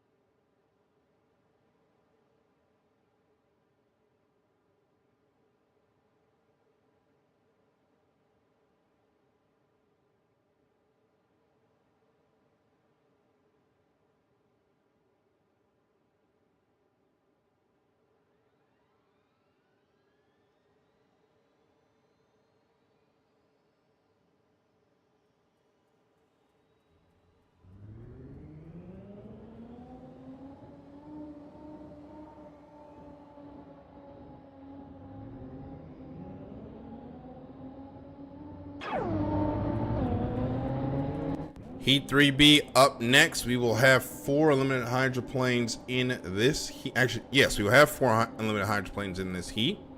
Here are your starters and their points right now. Scott Witherall in the 10th spot on 490 points currently. 1 Heat 2A. After that, DNF in Heat 1A.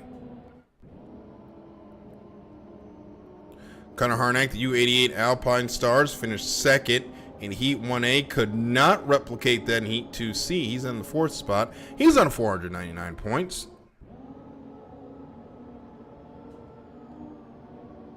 Tim Johnson in the 4th spot. Has not been the greatest night for Tim. 169 due to a crash caused by another driver in Heat 1C. Only a 3rd in Heat 2A. Tim Johnson looking for some serious points here in Heat 3B.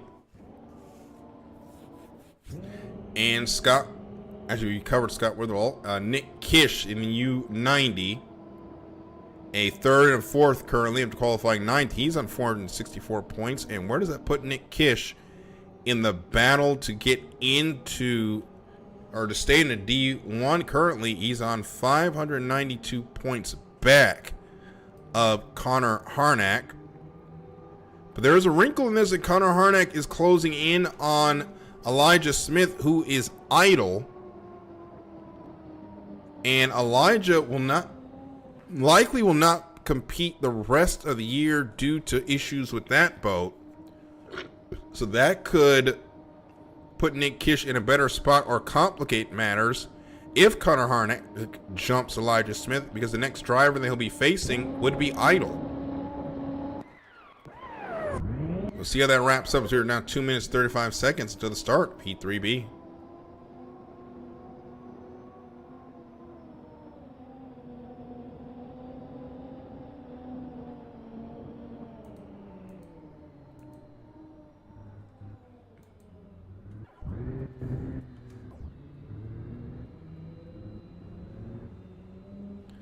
So now 2 minutes 10 seconds to the start of Heat 3B. Tim Johnson up there in lane number 1. He'll be the furthest up of our drivers.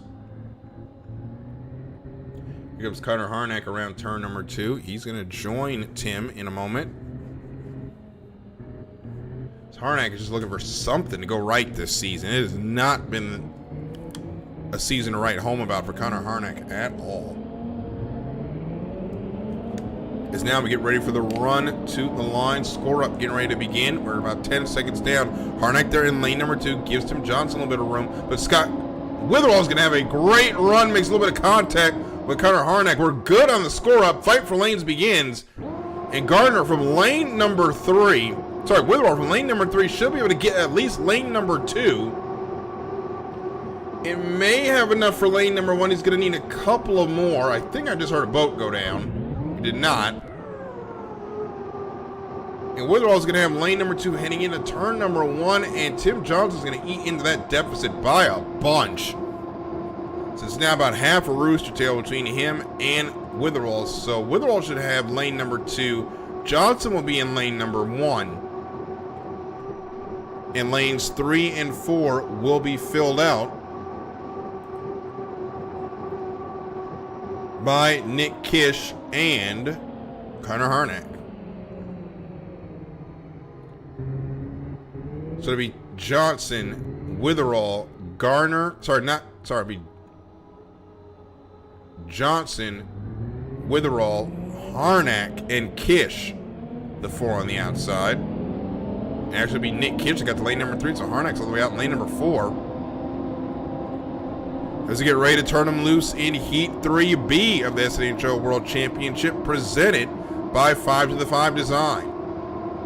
Tim Johnson not getting a great run. What happened there with Connor Harnack? I think he made contact with Nick Kish. Officials will look at that for 2 seconds. 1 second mark. Good start underway in Heat 3B, and Nick Kish is up in the second spot. And as Scott Witherall in first, Tim Johnson got a horrible start. He's going to end up in the tunnel as we make our way down towards turn number 1. And what Nick Kish is hoping is that is not a DSQ. As Witherall heads into turn 1. It's got Nick Kish in second. As it's going to be about a rooster tail for Witherall as he exits turn number 1 and heads down the back straightaway. We'll go 3 times around as Witherall looking to pick up his second heat win of the night, which after going over in his first heat of the night would be a great pickup for the Doctor. Known as a great qualifier, he's got some good racing talent as well. One of our former D2 graduates into D1 as Witherall comes into turn number 2. He's got Nick Kish behind him by about a rooster tail. Witherall has the lead. Tim Johnson's gone over, and that'll about do it for the competitive heat portion of this heat, as we've got 2 drivers out there, and this is about where they're going to finish, with Witherall in the lead and Nick Kish in second. Nick Kish trying to close in on Witherall, trying to make it somewhat of a race. So he's sitting down. It's about a rooster tail between them. Nick Kish needs these 300 points, so he may not push it for these 2 laps as Scott Witherall makes his way through turn number 1. Where they're all close to the buoy rows on the exit. Makes his way down the back straightaway with no one around him. He can just cruise here for these next couple of laps as the officials are reviewing the incident between Nick Kish and Connor Harnack there at the start. But right now for Witherall, big bounce there on that right sponson. Do not want to put that boat over. It's only him and Nick Kish out here that are still running. Harnack went over just before the start. And we heard Tim Johnson go over on the back straightaway. So Scott Witherall continuing his way, make his way around as we start the final lap. Is Miss Castrol GTX and the Easton Eagle, your only two drivers still on the water. At this point, they are just going to make their way around to wrap up this heat, take their points, and head on to the fourth and final heat. So they're all through turn one.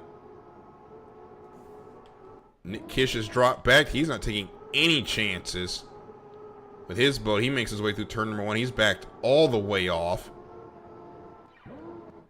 While back up front, Scott Witherall, you can see from this camera angle just how rough that water is.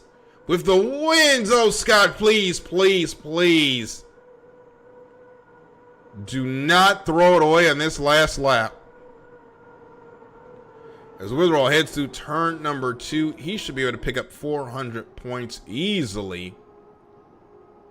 As U77 exits turn number two, looking for the checkered flag, and Witherall going to pick up his second 400 points of the night. He wins Heat 3B. Nick Kish going to come across in the second spot.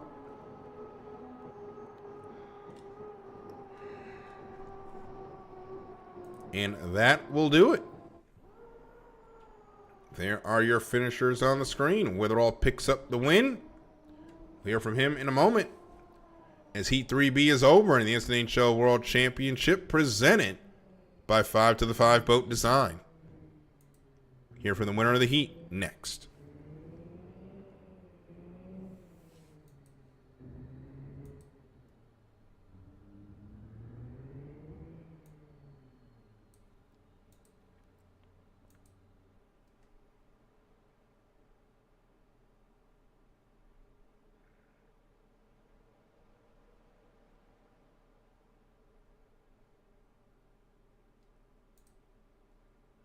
This one.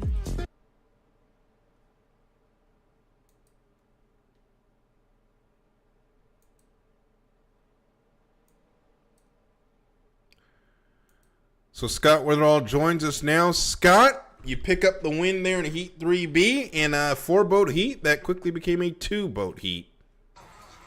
I saw it pop up under review, and I'm like, what'd I do this time?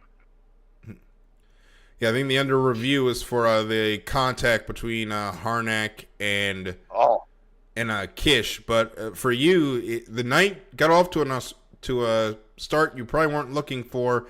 You went over in the first heat, but you rebounded. 2 straight wins. Yeah, somebody loving me. Well, it's got to be a great run so far with how rough these winds are, and you are moving up. They haven't put the points in yet, but you're definitely going to move up that order in the race to get into the finals. It'd be good here, penultimate race, to have a chance to run for the World Championship. Yeah, I was running more. I was watching a high point, trying to get myself out of the bottom of the list. I'm going to get sent back to Division 2.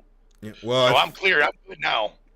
Yeah, I think you're good to stay in at this point as they just entered the points. And another good thing, you're currently in the final as things sit. Whoa! So congratulations, Right. Scott. Good luck the rest of the night. Yeah, this is just surviving here. All right, thank you, Daryl. You're welcome. Good luck the rest of the night. Yeah, thank you. Heat 3C coming up next. Who, pray tell?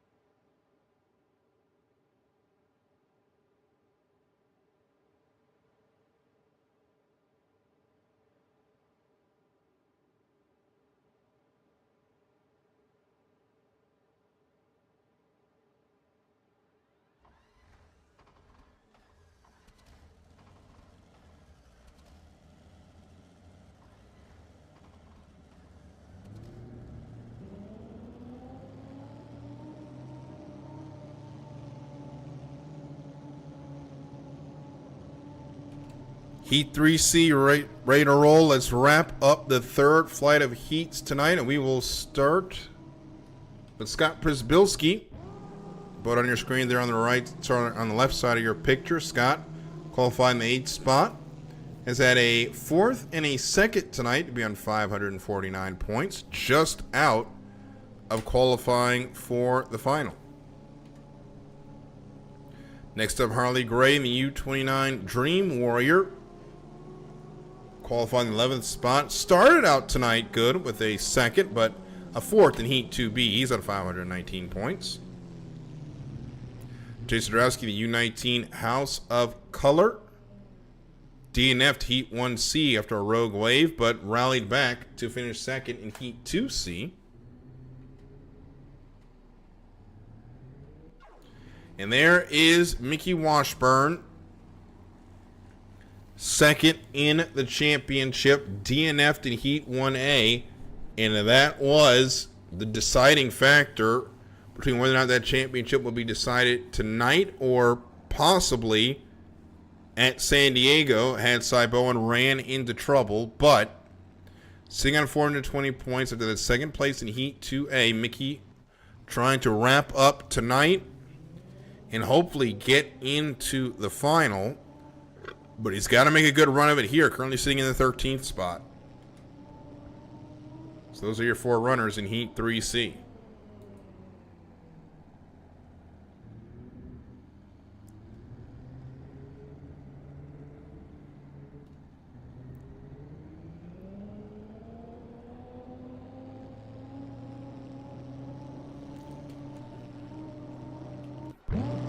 So drivers making their way around the course.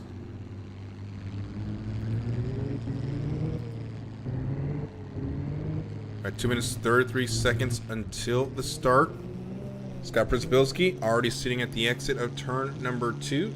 Jason Sadrowski going to come join him. Harley Gray going to make his way around and make the attempt from the outside here.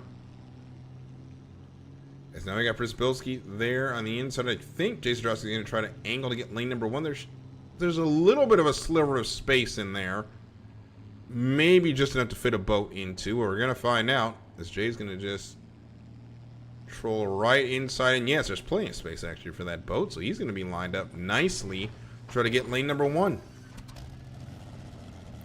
Przybylski starts it up right at 1:50. And coming to the outside, we're going to see 2 boats. We see Mickey Washburn. We also see Harley Gray as they get on the loud pedal at 7 seconds to go. Make that 5, 4, 3, 2, 1, mark. And I think we're going to have a boat that's going to stay to the outside. We do have one. That's Harley Gray. Not sure about Mickey Washburn. Oh, Scott Przybylski's got to go to the outside. In fact, they all do, but Jay Sadrowski.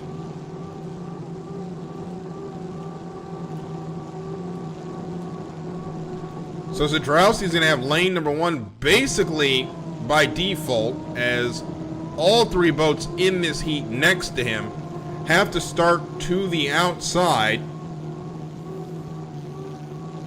So they'll be in lanes 2, 3, and 4. So Przybylski in 4, Gray in 3, and Washburn in 2. But it's going to be Jay Sadrowski, U-19, will be in lane number 1. As they come down to they come down to the commitment buoy. And now they'll get up for the second start. Sorry, not second start, the second lap, or the second phase of the start. And now here comes Mickey Washburn making his way through turn number 2. He's going to have Jay Sadrowski there to his inside to get ready to turn him loose in Heat 3C. We're going to have 3 boats here at the start all together as we are at 4, 3, 2, 1, mark. That's a good score up. We're underway. Sorry, that's a good start. We're underway. It's going to be Jay Sadrowski that has the lead, but he's got Mickey Washburn right to his outside. Harley Gray dropped back a little bit. He's in 3rd, and Scott Przybylski in 4th. Who's going to get to turn number 1 first? It's going to be Mickey Washburn, the U9 Miss Coca-Cola. So Mickey gets there first, but look at the speed on the inside with the U19. But now Jason Drowsky gets into the wake a second time. Now gets to do it a third time. And that's going to hand Mickey Washburn a commanding lead of about a rooster tail as they head down the back stretch as we go around 3 times. Mickey Washburn has the lead. Piston power there on the outside, making it work as, Mickey almost went over again. As he head into turn number 2, he's going to have more than enough room to get overlap on the U19. As they make their way through turn number 2, now the House of Color gets on the wake. He jumps to the outside, and that's going to do it. I think for Jay Zadrowski trying to get back into this race, not a good set of turns for Zadrowski. As we start lap number 2, the Miss Coca-Cola leads the way, and the House of Color now falling back into the Hornet's nest. With Gray and Przybylski to his outside, it's almost a 3-boat battle for second in front of this man, Mickey Washburn and the U9 Miss Coca-Cola. We'll stick with this battle for seconds. They're almost deck to deck to deck heading into that turn.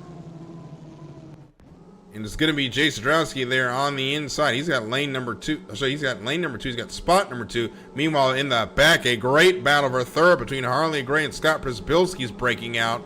As Gray has the spot there on the inside, trying to hold on to it, but Przybylski's got more speed on the outside. Who could handle their boat in the wake as Gray's going to slide into the tunnel, and Przybylski's going to inherit the third spot. As all these boats really bouncing around in the water. Actually, as I say that, I believe Gray is held on to the second spot, but up front, Mickey Washburn is just going away and potentially going to pick up 400 points. As we start the final lap, Miss Coca-Cola leads. Jason Zadrowski in second. Harley Gray's now pulled out on Przybylski, a couple of boat lengths to hold on to the third spot.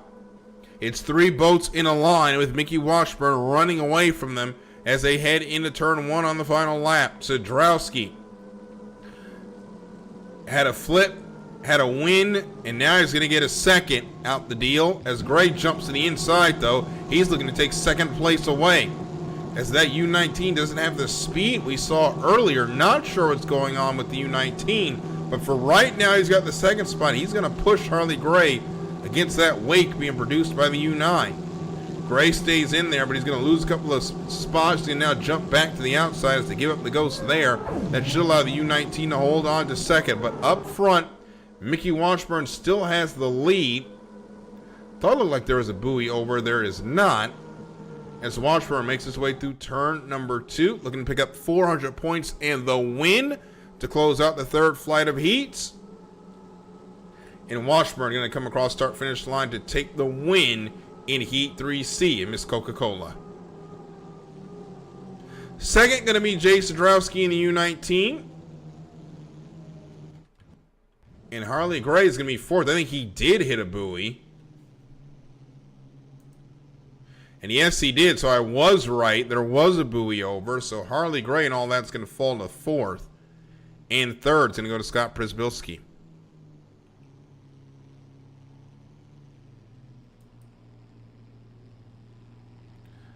So that will do it for the third flight of heats. One more flight remains. And we're going to hear from our winner, Mickey Washburn, in a moment.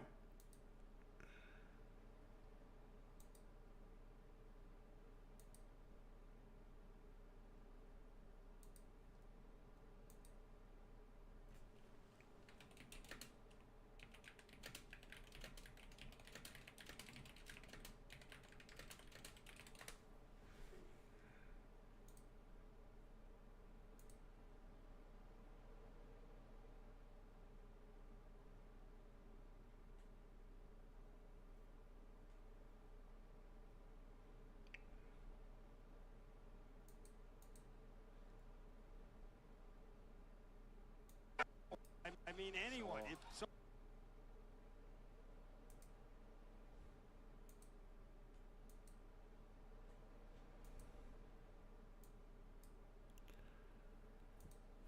And now Mickey Washburn joins us, the winner of Heat 3C. Mickey, the championship wasn't to be, but there's still a chance at a world championship, and you pick up a big 400 points there.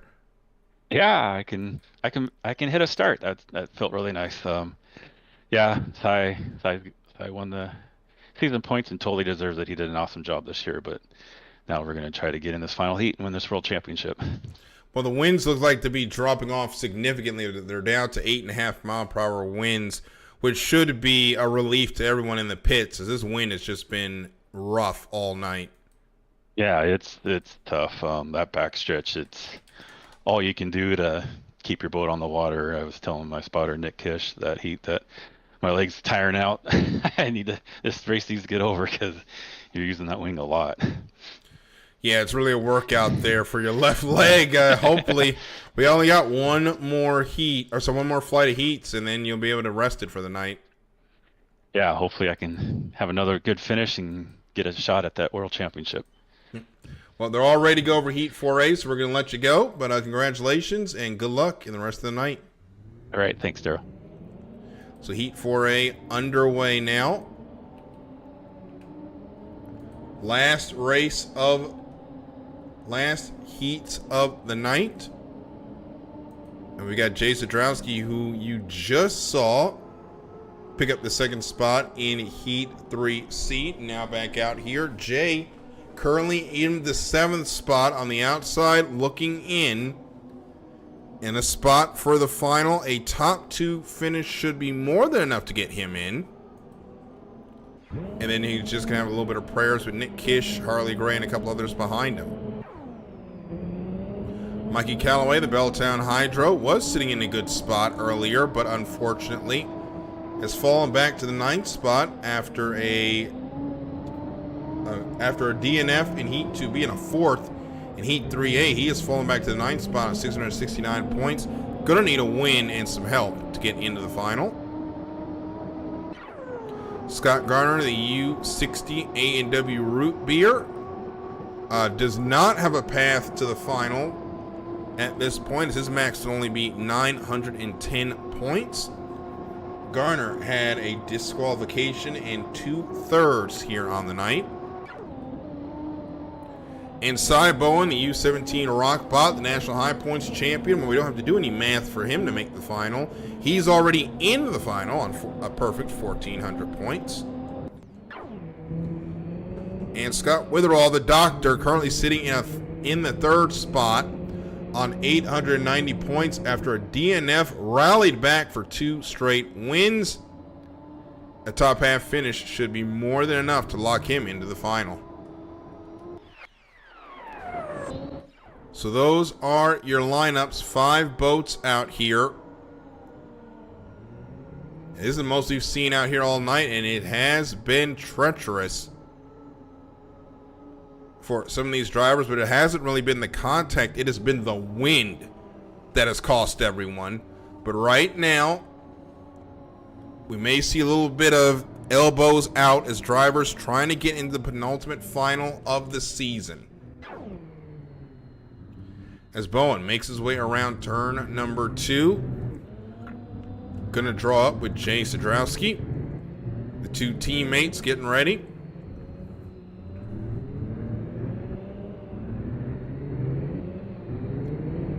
As now Zadrowski trying to keep that U17 from getting over into lane number 1. Belltown Hydro. Mikey Callaway looked like he was going to try to join it. Now he's going to jump in front of both these boats. For 20 seconds until the score up. Callaway sticks to the inside. Now here comes the U19, gets over in lane number 2. U17 in lane number 3. We're 10 seconds until the score up. Now everybody's on the pedals. He heads to the start-finish line. Bowie at 4, 3, 2, 1. Mark. Good score up. Fight for lanes begins. We had some contact back there. Something happened with the U17 and the U60. So the perfect night will go away for the Rockbot. But meanwhile, up front is going to be Scott Witherall, who should be able to get over into lane 1. And he will get into lane 1. So in all that calamity, give Scott Witherall the preferred lane as we head down towards the towards turn number 2. And we'll see how it plays out behind as we watch from this angle. It looks like it's going to be the U19 in lane number 2. Scott Garner should be in lane number 3. And now they will hit the start-finish line buoy. Sorry, not start-finish line, the commitment buoy. So it's Witherall in 1. Lane 2 goes to the U19. Callaway has 3. Gardner has 4. And Bowen has 5. And actually, Cy Bowen may have gone over, so he is now out of this heat. That is unfortunate for the National High Points champion, but he's locked in as we get ready to turn loose in Heat 4A. And Jason Drowsky looks like he's going to lead him across the line as we're at 3 seconds, 2 seconds, 1 second. Mark, it's a good score up. We're underway. Sorry, it's a good start. We're underway. Scott Witherall did not get a good start. Jason Drowsky got a great start. He's got the lead. He's got to have a challenge out there by Scott Garner. He's only about closest to him, but Sadrowski's going to head in with a rooster tail advantage and get all the way over into lane number 1. So Sadrowski holds on to the spot. Second going to be Garner. Second is going to be Callaway.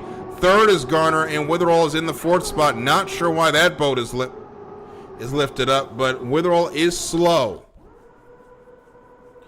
We'll focus here on the front. Look at those sponsors got the water for Callaway and Sadrowski. The wind has come down. That water is a little bit calmer, but the rough stuff is still rough.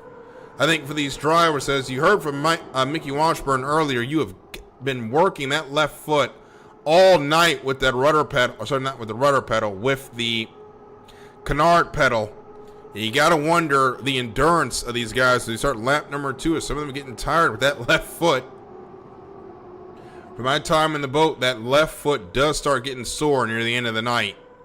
Having to modulate that pedal to keep the wing level as they head down towards turn number 1 with Sadrowski with a rooster tail advantage over the Belltown Hydra. And I wonder if Scott Przbilski has got the word that all he's got to do is finish this heat and he'll be in. As he is not making an effort. We'll see if he jumped the start. Don't really see any penalties, so I think this might be a tactical move by the U-77. We'll see if it works out. But up front, Jay Sadrowski sponsors high off the water again, holds on to it, heads into turn number 1. Meanwhile, back check on the battle for second. It's Mikey Callaway with the spot. Scott Garner wants it, but Garner on the outside going to get pushed back a couple of boat lengths as they get ready to start the final lap with Sadrowski leading the way, Callaway in second, and Garner in third.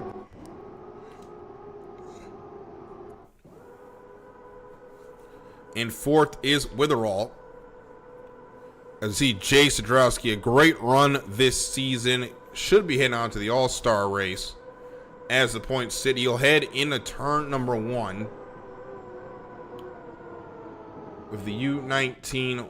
With the U19 with no one really around him, looking to get into the final and try to battle his teammate Cy Bowen for an SNHL World Championship. As Sadrowski makes his way down the back straightaway with no one around him. You see the boats hopping through the water as they hit those wakes. As now Sadrowski has got the Belltown Hydra to his outside, but Mikey Callaway not in a position to really do anything about it. Going to stick with those 300 points as Sadrowski makes his way through turn number 2. Hits the exit pin, looking for 400 points in the win in Heat 4A. Going to go to the U19, House of Color.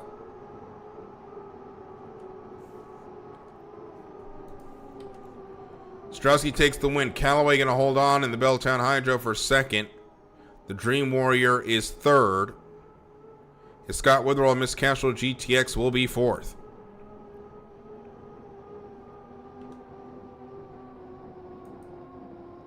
So that is your unofficial results for Heat 4A. And we're going to hear from Jay Sadrowski in a moment. And it looks like the review is going to include that U19, so we're going to have a moment.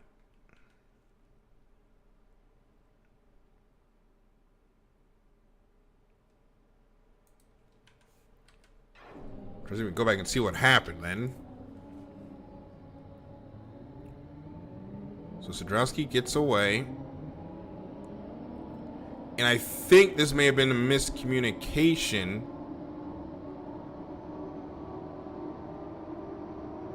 As they make their way down. Oh, that was Witherall that made the contact. And Witherall made contact with the U29, and that hit the U17. So we're going to sit tight, let the officials see this. Not sure what Jay is under review for, but we'll see in a moment.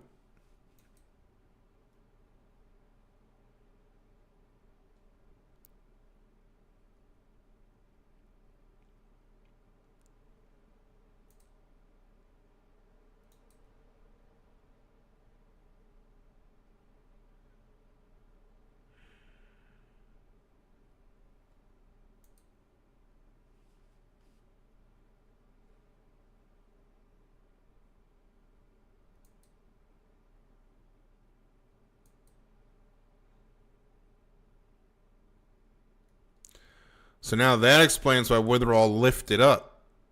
Because he knew that penalty was coming.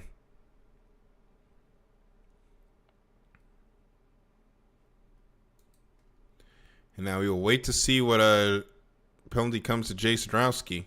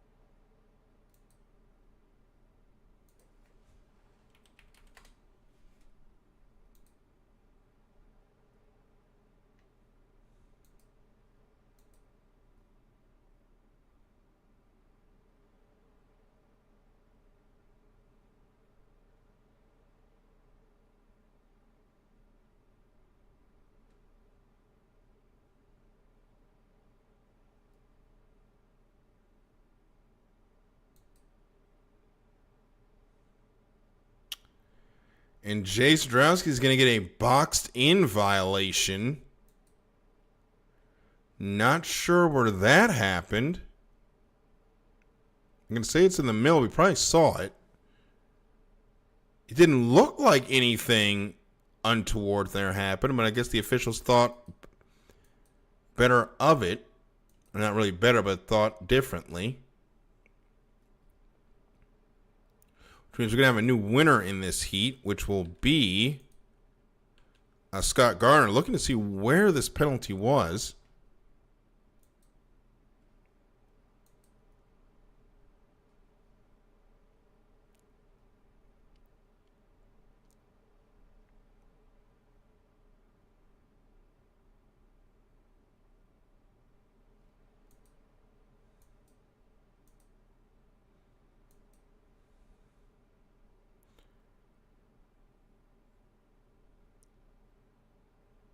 It looks like it was heading into turn number 1, boxed in by the 77, and he cut off the Belltown Hydro to get out of there. That was out of our shot. So that's why Jay Sadrowski gets the penalty. But in all of that, Scott Garner, actually like Mikey Callaway's going to be the one that gets the win. Sorry, not Scott.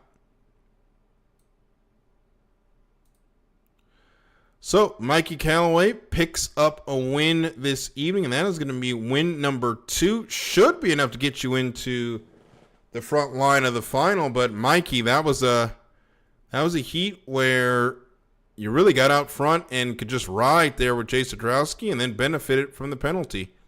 Yeah, it was a very interesting heat. I think early on we suspected there might be a penalty there, But Scott Garner at no point gave up. He was fighting tooth and nail against me towards the end. So it was a pretty great heat overall. Yep, so it's got to feel good. You pick up the points. That helps you in the battle for the All-Star race, as now you're into the 9th spot. So as things sit, you're in the All-Star race, but I know you'd rather have a World Championship win instead. Yeah, that sounds about right. I mean, I'm excited. Hopefully what we've done tonight is enough to get into All-Star race, and hopefully next race we can clinch it. All right, Mikey, congratulations, and if things hold, good luck in the final. Awesome, thank you. Heat 4B coming up next.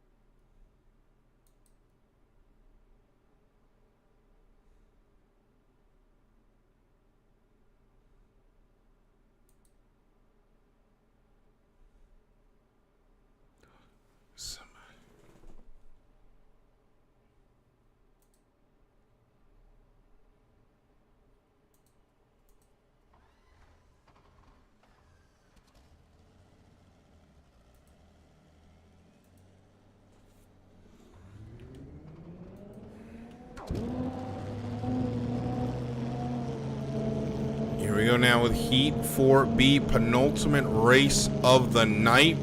4 limited hydroplanes on the water. Here are your starters. We have Scott Przybilski in the U8. Mr. Pringle still has a chance to get into the final, but it's going to need a win to do it. Actually, a first or a second. What Scott Przybilski is going to need in that U8, sitting at 774 points. Tim Johnson in the U50 Mistri Cities, sitting on 534 points. Only a win is going to get him through, and then he's going to need some help in that U50. And here's Mickey Washburn in the U9 Miss Coca-Cola. Mickey currently sitting on the 6th spot. Top 2 finish should be enough to lock him in to the front line of the final. That would put Scott Witherall on the bubble.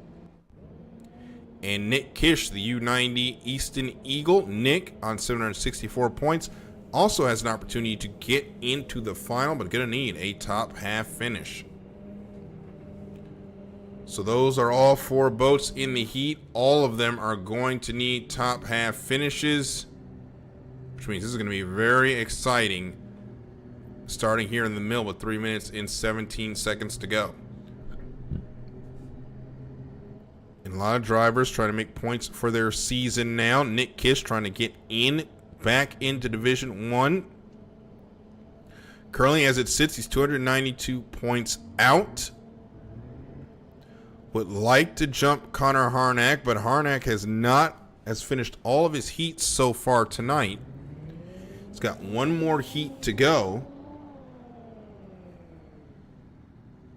And that important part is because Harnack, if he can finish this next heat, will jump Elijah Smith, who, from what it sounds like, will be idle the rest of the year, which, while that does help Nick Kish, gets a lot harder because there's more points there that Nick has to find, because right now it's 3,077 to 2,085. Okay, slightly more points would be 3,089 to 2,785.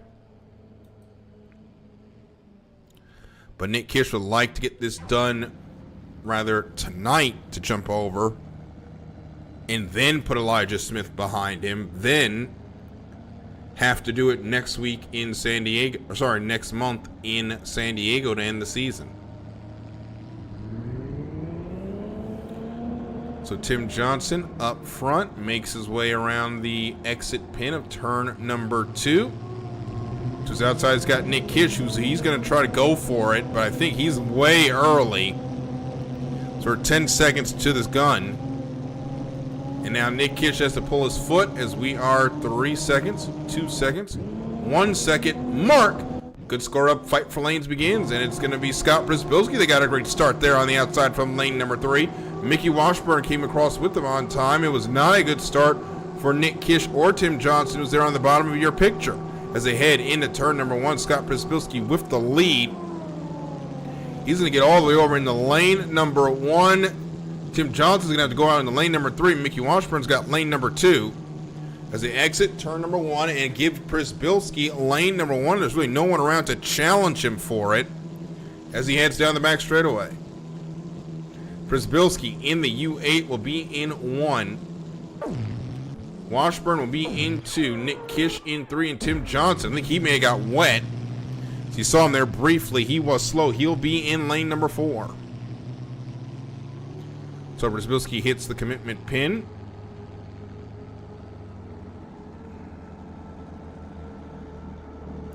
There's Nick Kish in lane 2. Sorry, not Nick Kish in lane 2. Lane 2 goes to Mickey Washburn. Nick Kish still on the pedal, trying to draw some drivers up. And Tim Johnson will be on the outside as we get ready to turn him loose in Heat 4B here in the SNHL World Championship.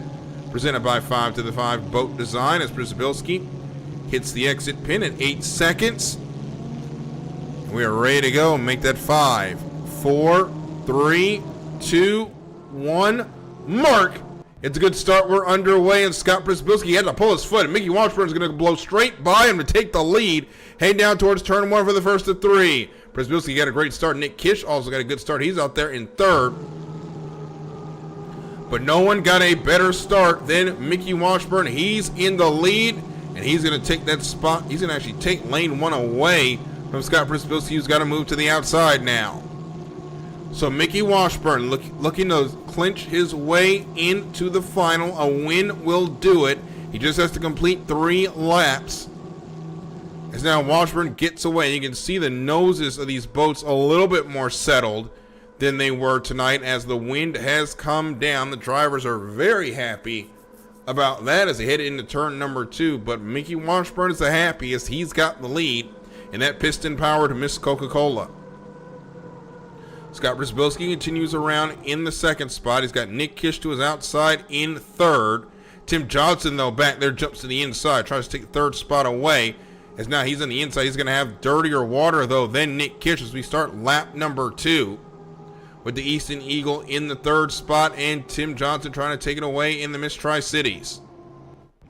Meanwhile, back up front, Mickey Washburn leads the way with Scott Brzbilski to his outside in 2nd. Washburn, that beautiful black and red Miss Coca-Cola, heads into turn number 1. Can't win the championship, but would love to win the SNHL World Championship as a consolation. As he heads down the back straightaway, he's got no one around him here. Actually, now he's got Scott Brzbilski there, about a rooster tail behind, trying to hold tight. But Scott in a position to make his way into the front line of the final, may not try to push it here. As they head into turn number 2, Brzbilski had a pretty ride there on the outside of your screen as Mickey Washburn now slides through turn number 2, keeps it off the buoy row as we get ready to start the final lap, hits the exit pin of turn number 2. It's the game maker versus their second in points. As we start the last lap, Mickey Washburn in the U9 has the lead. Second continues to be the U8, Mr. Pringles. Third is Tim Johnson as Nick Kish was looking for the spot, as Tim Johnson's now moved past Nick Kish to take the third spot. As up front, Mickey Washburn continues to lead through turn number 1. Scott Prespilsky now falling back by a full rooster tail. As Scott's now going to have to settle for second, but will get him into the championship here. Sorry, into the World Championship final.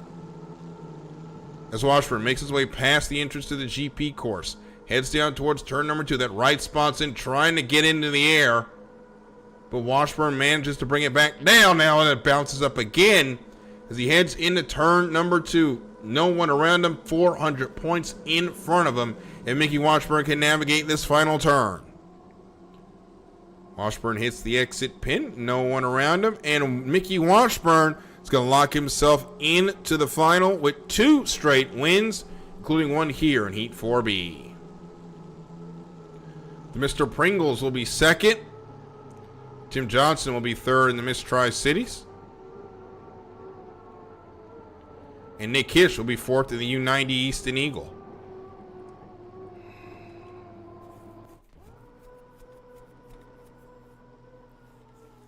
And there are your results on the screen. Mickey Washburn picks up the win. We'll hear from him in a moment.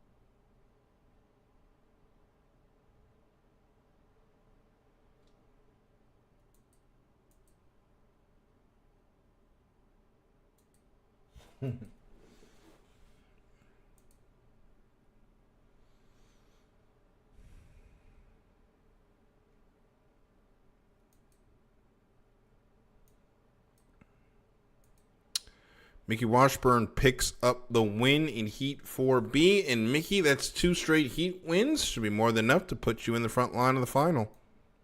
Yeah, that's got lucky twice now, man. Just got to get lucky one more time. Well, it's got to feel good to end the night better than you started the night. Obviously, the DNF, but a second and 2 firsts. Not a bad points night, to be honest, as we get ready to start the final here in a bit. Yeah, I put myself in a hole, and luckily we had 4 heats tonight with it being the World Championship, so I had some heats to try to dig out and pulled it off somehow. Well, you have a chance to really wrap up this night well with a win. Congratulations and good luck in Heat 4C. Thanks, Daryl. Last qualifying heat coming up next.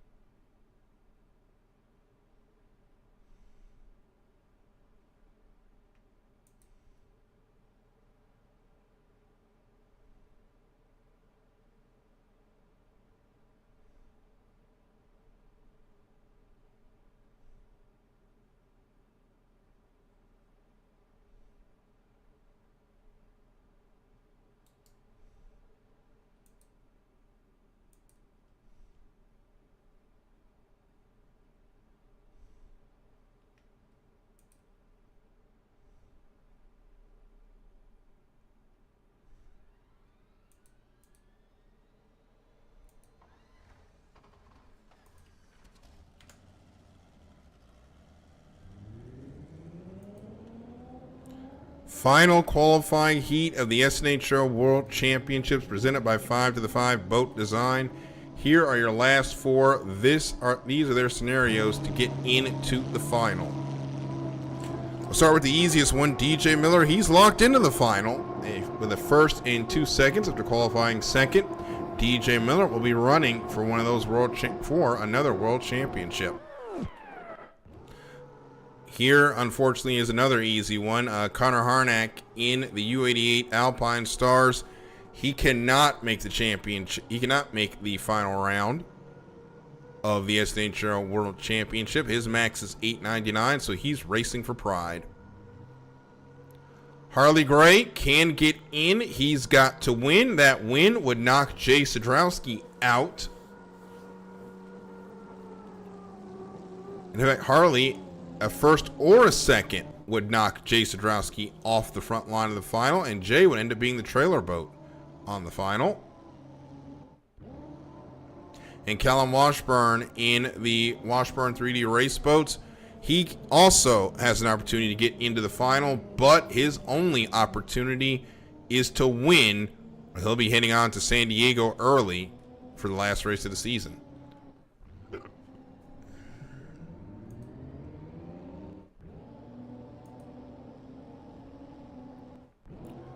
So now here we are, final qualifying heat of the night. It has been a tough night for these drivers with the high winds here at Chelan. They have finally somewhat abated into winds that are more normal for SNHL action.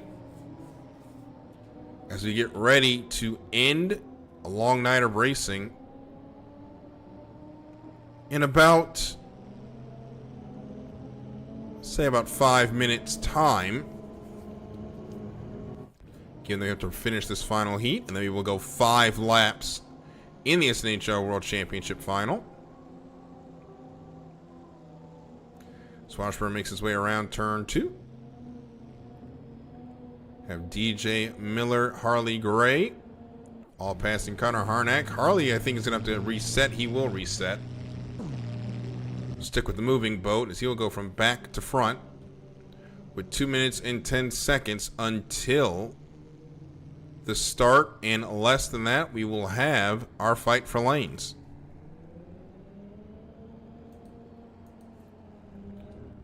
So it's Gray makes his way back around.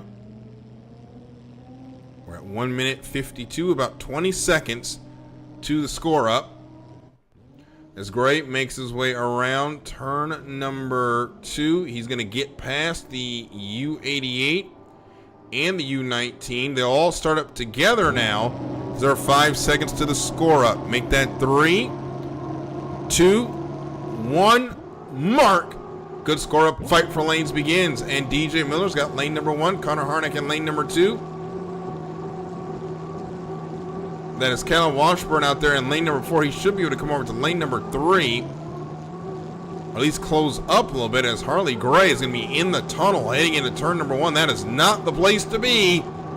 But he's going to end up jumping out into lane number 4. So Gray makes it through. He will see the start, but he will have to get it done from the outside as they come through turn number 1.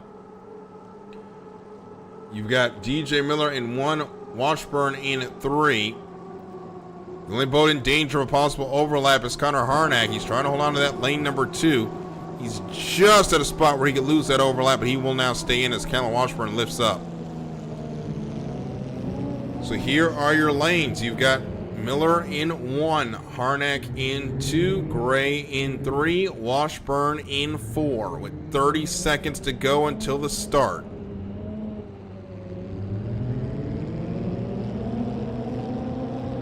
I got Washburn going to be the first on the pedal. They head around the outside. Got Harley Gray just to his inside with Harnack and Miller. They'll hit the exit pin at 7 seconds. Let's turn them loose in the final qualifying heat of the SNHL World Championship. We're 2 seconds, 1 second. Mark! Good start and a great run by Callum Washburn to the outside. It's got him the lead early as they head down towards the turn number 1. They'll go 4 times around. Harley Gray also got a great start. He's in the 2nd spot. As Washburn trying to play spoiler as he enters into turn number 1 with a commanding lead, but he's got Gray to his inside. Miller there in lane number 1. He's already locked in, not much to race for. Harley Gray, though, has the spot, needs the top 2 to get in. He is in that spot, currently in the lead, and he has an opportunity to get over into lane number 1. He should have the overlap. As Gray down the back straightaway. Washburn should be able to close up into lane number 3 as they enter turn number 2. You can see there now he's going to close up. They move over to lanes 1 and 2. Harley Gray in 1, Callum Washburn in 2. They leave the Alpine Stars and the DC Presents Def behind as we start lap number 2 with the Dream Warrior leading the way from the Washburn 3D race boats. You can see a beautiful evening sun starting to shine here on the water as Callum Washburn tries to chase down Harley Gray. You ride along with him. It's about a rooster tail for Washburn through turn number 1. It's going to push it out wide, try to gain a little bit more speed on the exit. DJ Miller has nothing to race for. He pulls back, and there is no Alpine Stars out on the water, so the U88 either went over or Connor decided to pull into the pit, save some parts, and race again in San Diego to wrap up the season. But if you're Nick Kish, that's exactly what you wanted to happen. As Harley Gray makes his way through turn number 2. Gray hits the exit pin, no one around him, looking for 400 points as the white flag goes up one more time around in Heat 4C. As Gray has the lead, second is Callum Washburn in the Washburn 3D race boats. Third is DJ Miller in DC Presents Deft, but up front, Harley Gray is running a great race in the Dream Warrior, entering into turn number 1. The U29 using the piston power on these straightaways to the best of his abilities, and with the wind not pushing nearly as hard as it was earlier in the day, particularly in that second flight. It's allowed this U29 to show more of its speed as it heads down the back straightaway, heading towards turn number 2.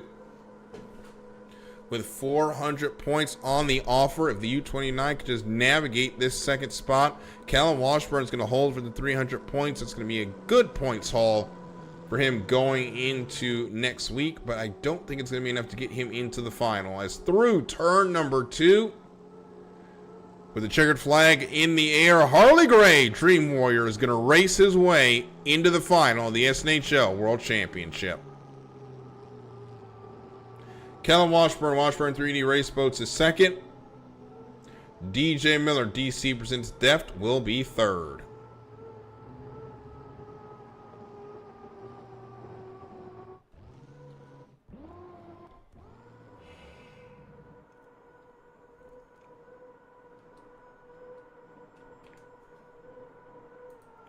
So there are your results. Callum Washburn ends up in the second spot.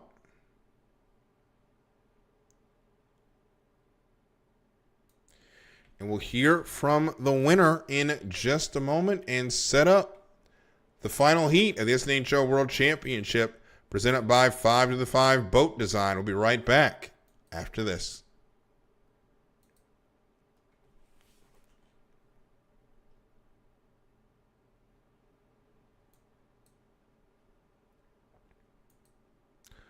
Harley Gray is the winner of Heat 4C. Harley, it's got to feel good. That should get you into the final. After what started off to be, you got the second and then 2/4. Then you back it up with the win to get in to the final. Yep, looks like it does knock me into the final. So that was the thing I was worried about. After kind of just not a great night, just kind of slow. Haven't had the speed, but that heat right there shows that timing marks are a big deal, and if you hit them right, it can put you ahead. Yeah, you talk about the boat being slow. How much of that do you think is from the wind? As it was really high winds all day, except for really this heat now, and then the final is going to be the lowest winds of the night. Yeah, the second and third flights of heats were just insane. It's pretty bumpy out there, easy to lose control, but that last heat at 8.5 feels really good. So looking forward to the final where we're going to have some actual good racing water. All right, Harley, congratulations and good luck in the final. Thanks, Daryl. So here are your finalists in the SNHL World Championship presented by 5 to the 5 Boat Design. Cy Bowen, DJ Miller, Mickey Washburn, Harley Gray, Scott Brzebilski, Mikey Calloway.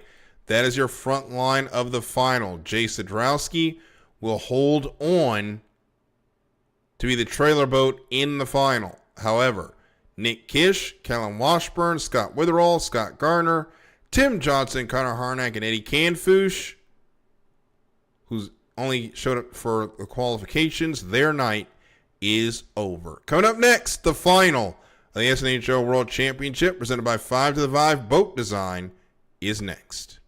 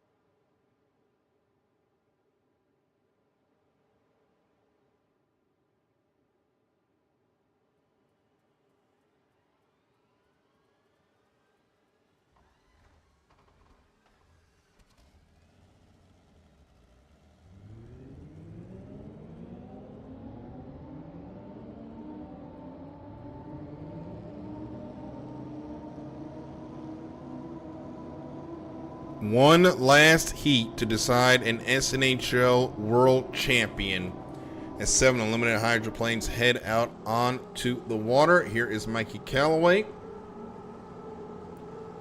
The Belltown Hydro gives way to Cy Bowen in the Rockbot. Mikey here on 1,069 points, while Cy gets in at 1,569 points. DJ Miller second on the list at 1,405. Mikey Callaway, we just mentioned his points. Sorry, there's Jay Sadrowski. He will start 5 seconds behind the field, and Nick Kish is the alternate. If there's an issue with one of these boats, Jay Sadrowski will move to the front line, and Nick Kish will then be the trailer. And there on the water, you have Mickey Washburn on 1,220 points. And Harley Gray, we saw him win his way in on 1,088. And that is your lineup here in the final of the SNHL World Championship presented by 5 to the 5 Boat Design. And there's a lot of good stories here. You got Mickey Washburn trying to wrap up at the penultimate round of the race. He did lose the championship, but he will gain a win in the SNHL World Championship. Mikey Callaway, one of the D2 graduates. A huge win this would be for him if he could pull it off. Cy Bowen, the U17 Rockbot, continuing his winning ways after claiming the national championship. And DJ Miller, the outgoing champion, adding another name to his another win to his virtual Hall of Fame resume if things were to end now.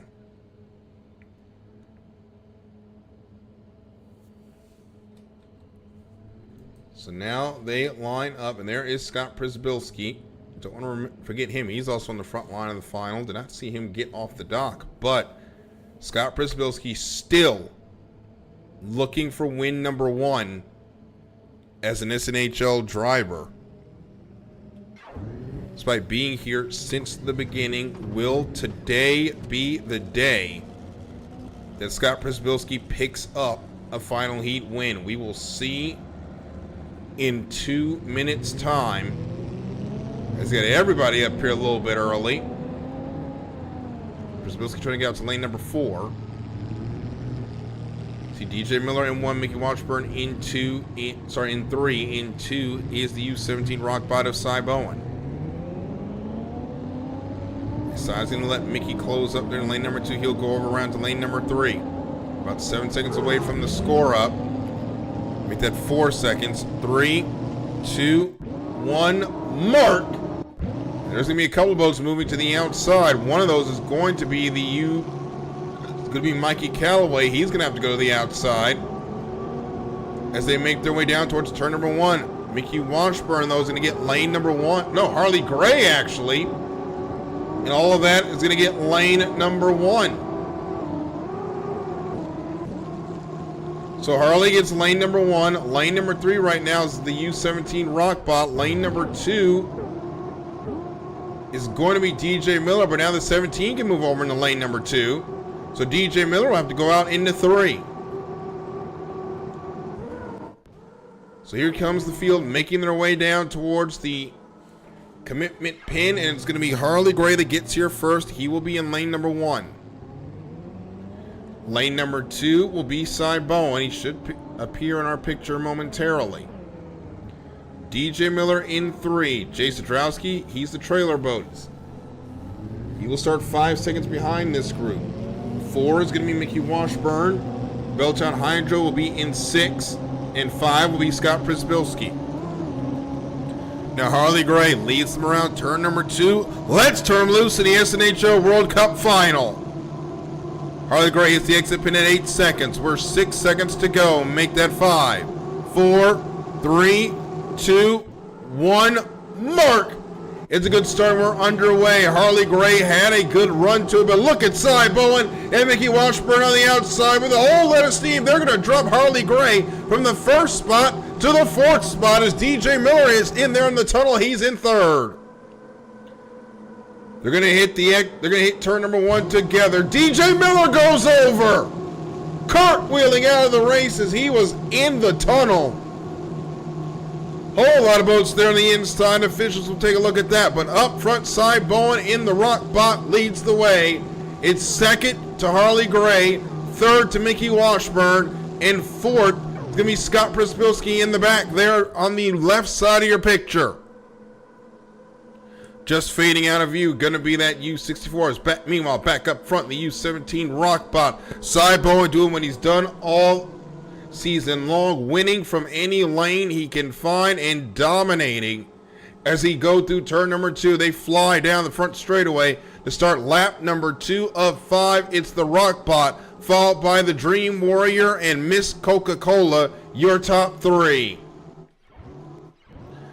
Back, Scott Przybilski there in 4th. He's there on the outside. He's got Mikey Callaway there to his outside. Jason Drowski should be in the 6th spot. He is in the 6th spot behind all this as we shift our way back up front. Cy Bowen extending that lead to a rooster tail. The officials obviously going to take a look at whatever happened there with DJ Miller as they head down the back straightaway.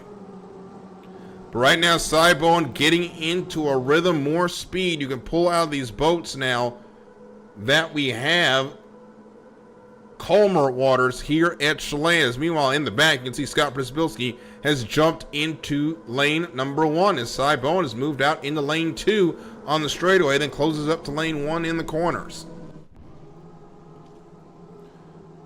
And meanwhile, Mickey Washburn in a familiar spot trying to chase this U17 as we get ready to start lap number 3. You ride along with Mickey Washburn now in a battle of pistons and turbines. Right now, the turbine power is winning with Cy Bowen leading the way.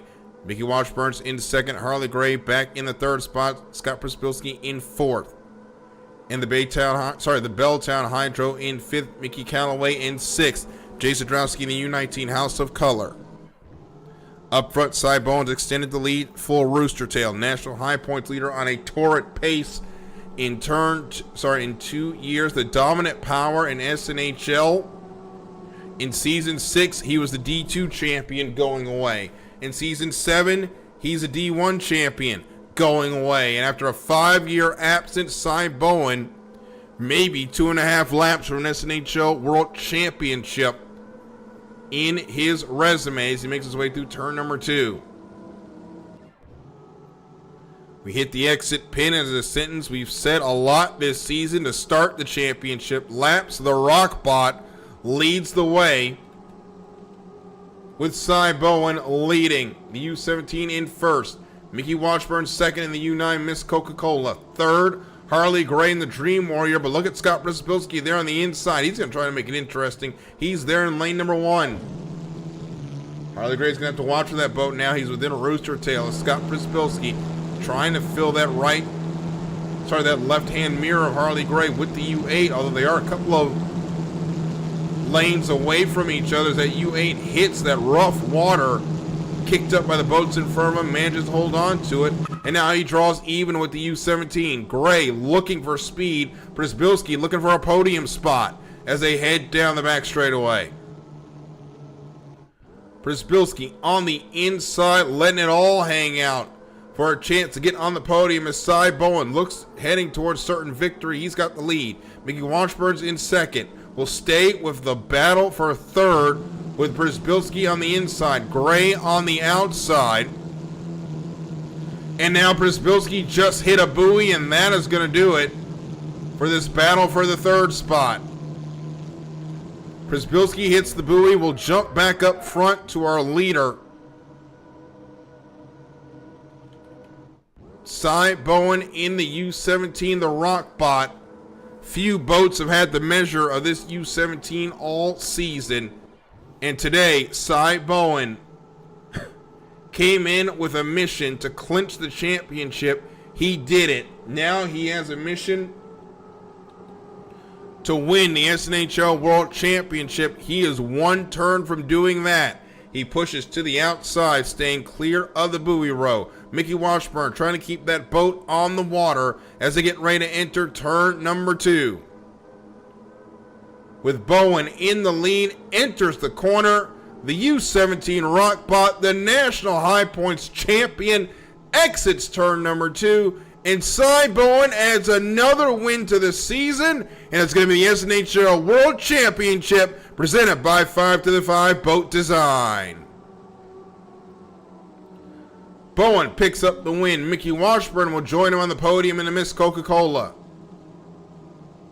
In third will be Scott Przybilski in the U8 Mr. Pringles. Actually, he'll drop back to fourth. So it'll be Harley Gray in third. Mikey Calloway's going to come across in fifth in the Belltown Hydro. And Jay Zdrowski exits turn number 2. He heads to the start-finish line. He's going to be in sixth in the House of Color.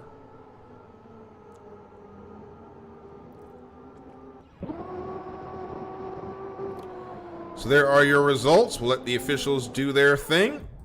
And we'll talk to our podium next. As the SNHL World Championship, presented by 5 to the 5 Boat Design, comes to an end.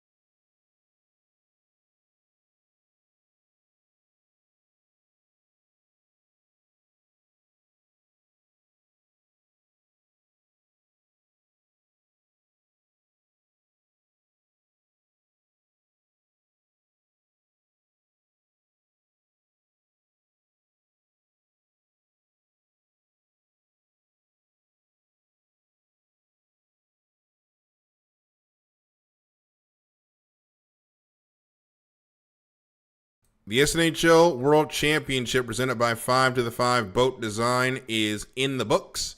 And we're going to hear from our podium. We'll start with Harley Gray, who ends up third on the night. Harley, it's got to be, may not have been the race you wanted speed-wise, but it's got to feel good to have a podium. Yeah, it's great. Hit a pretty good start there and got to battle with Scott. You know, he's pretty quick, and he was inside of me. He was in the rough, and we were pretty even.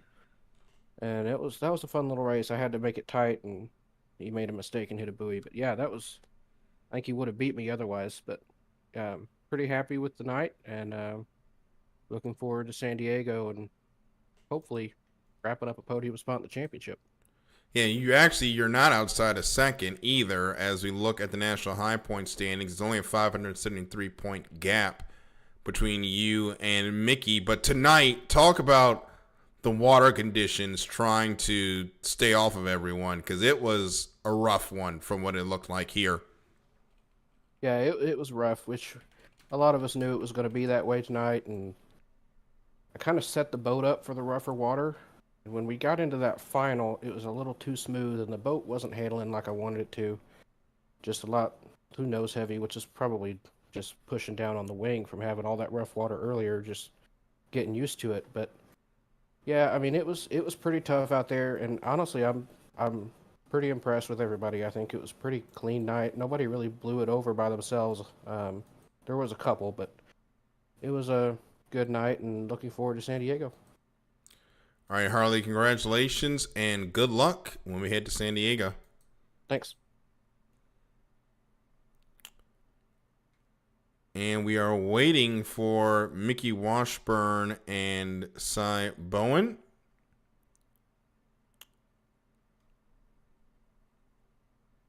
And Mickey Washburn is now joining us, so we'll get him in the booth. Our second place finisher, Mickey Washburn, here in the U9 Miss Coca-Cola.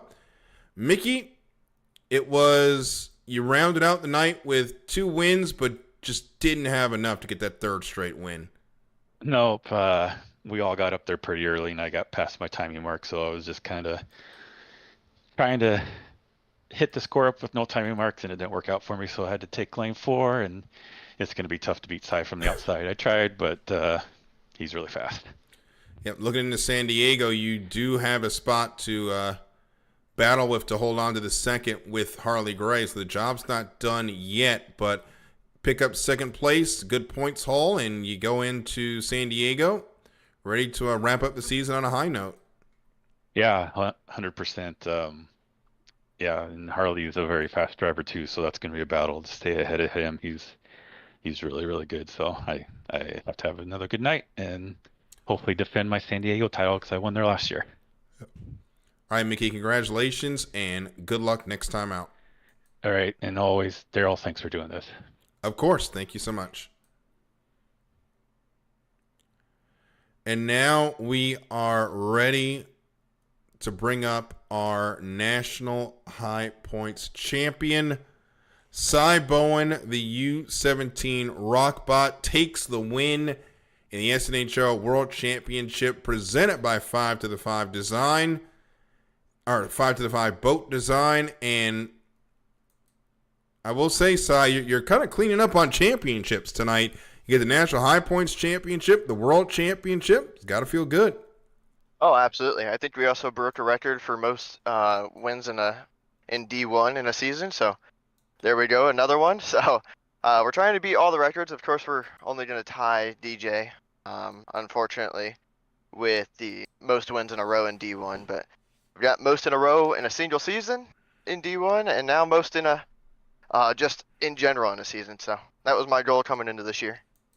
6 wins on the year, a National High Points title, 2 championships in 2 years.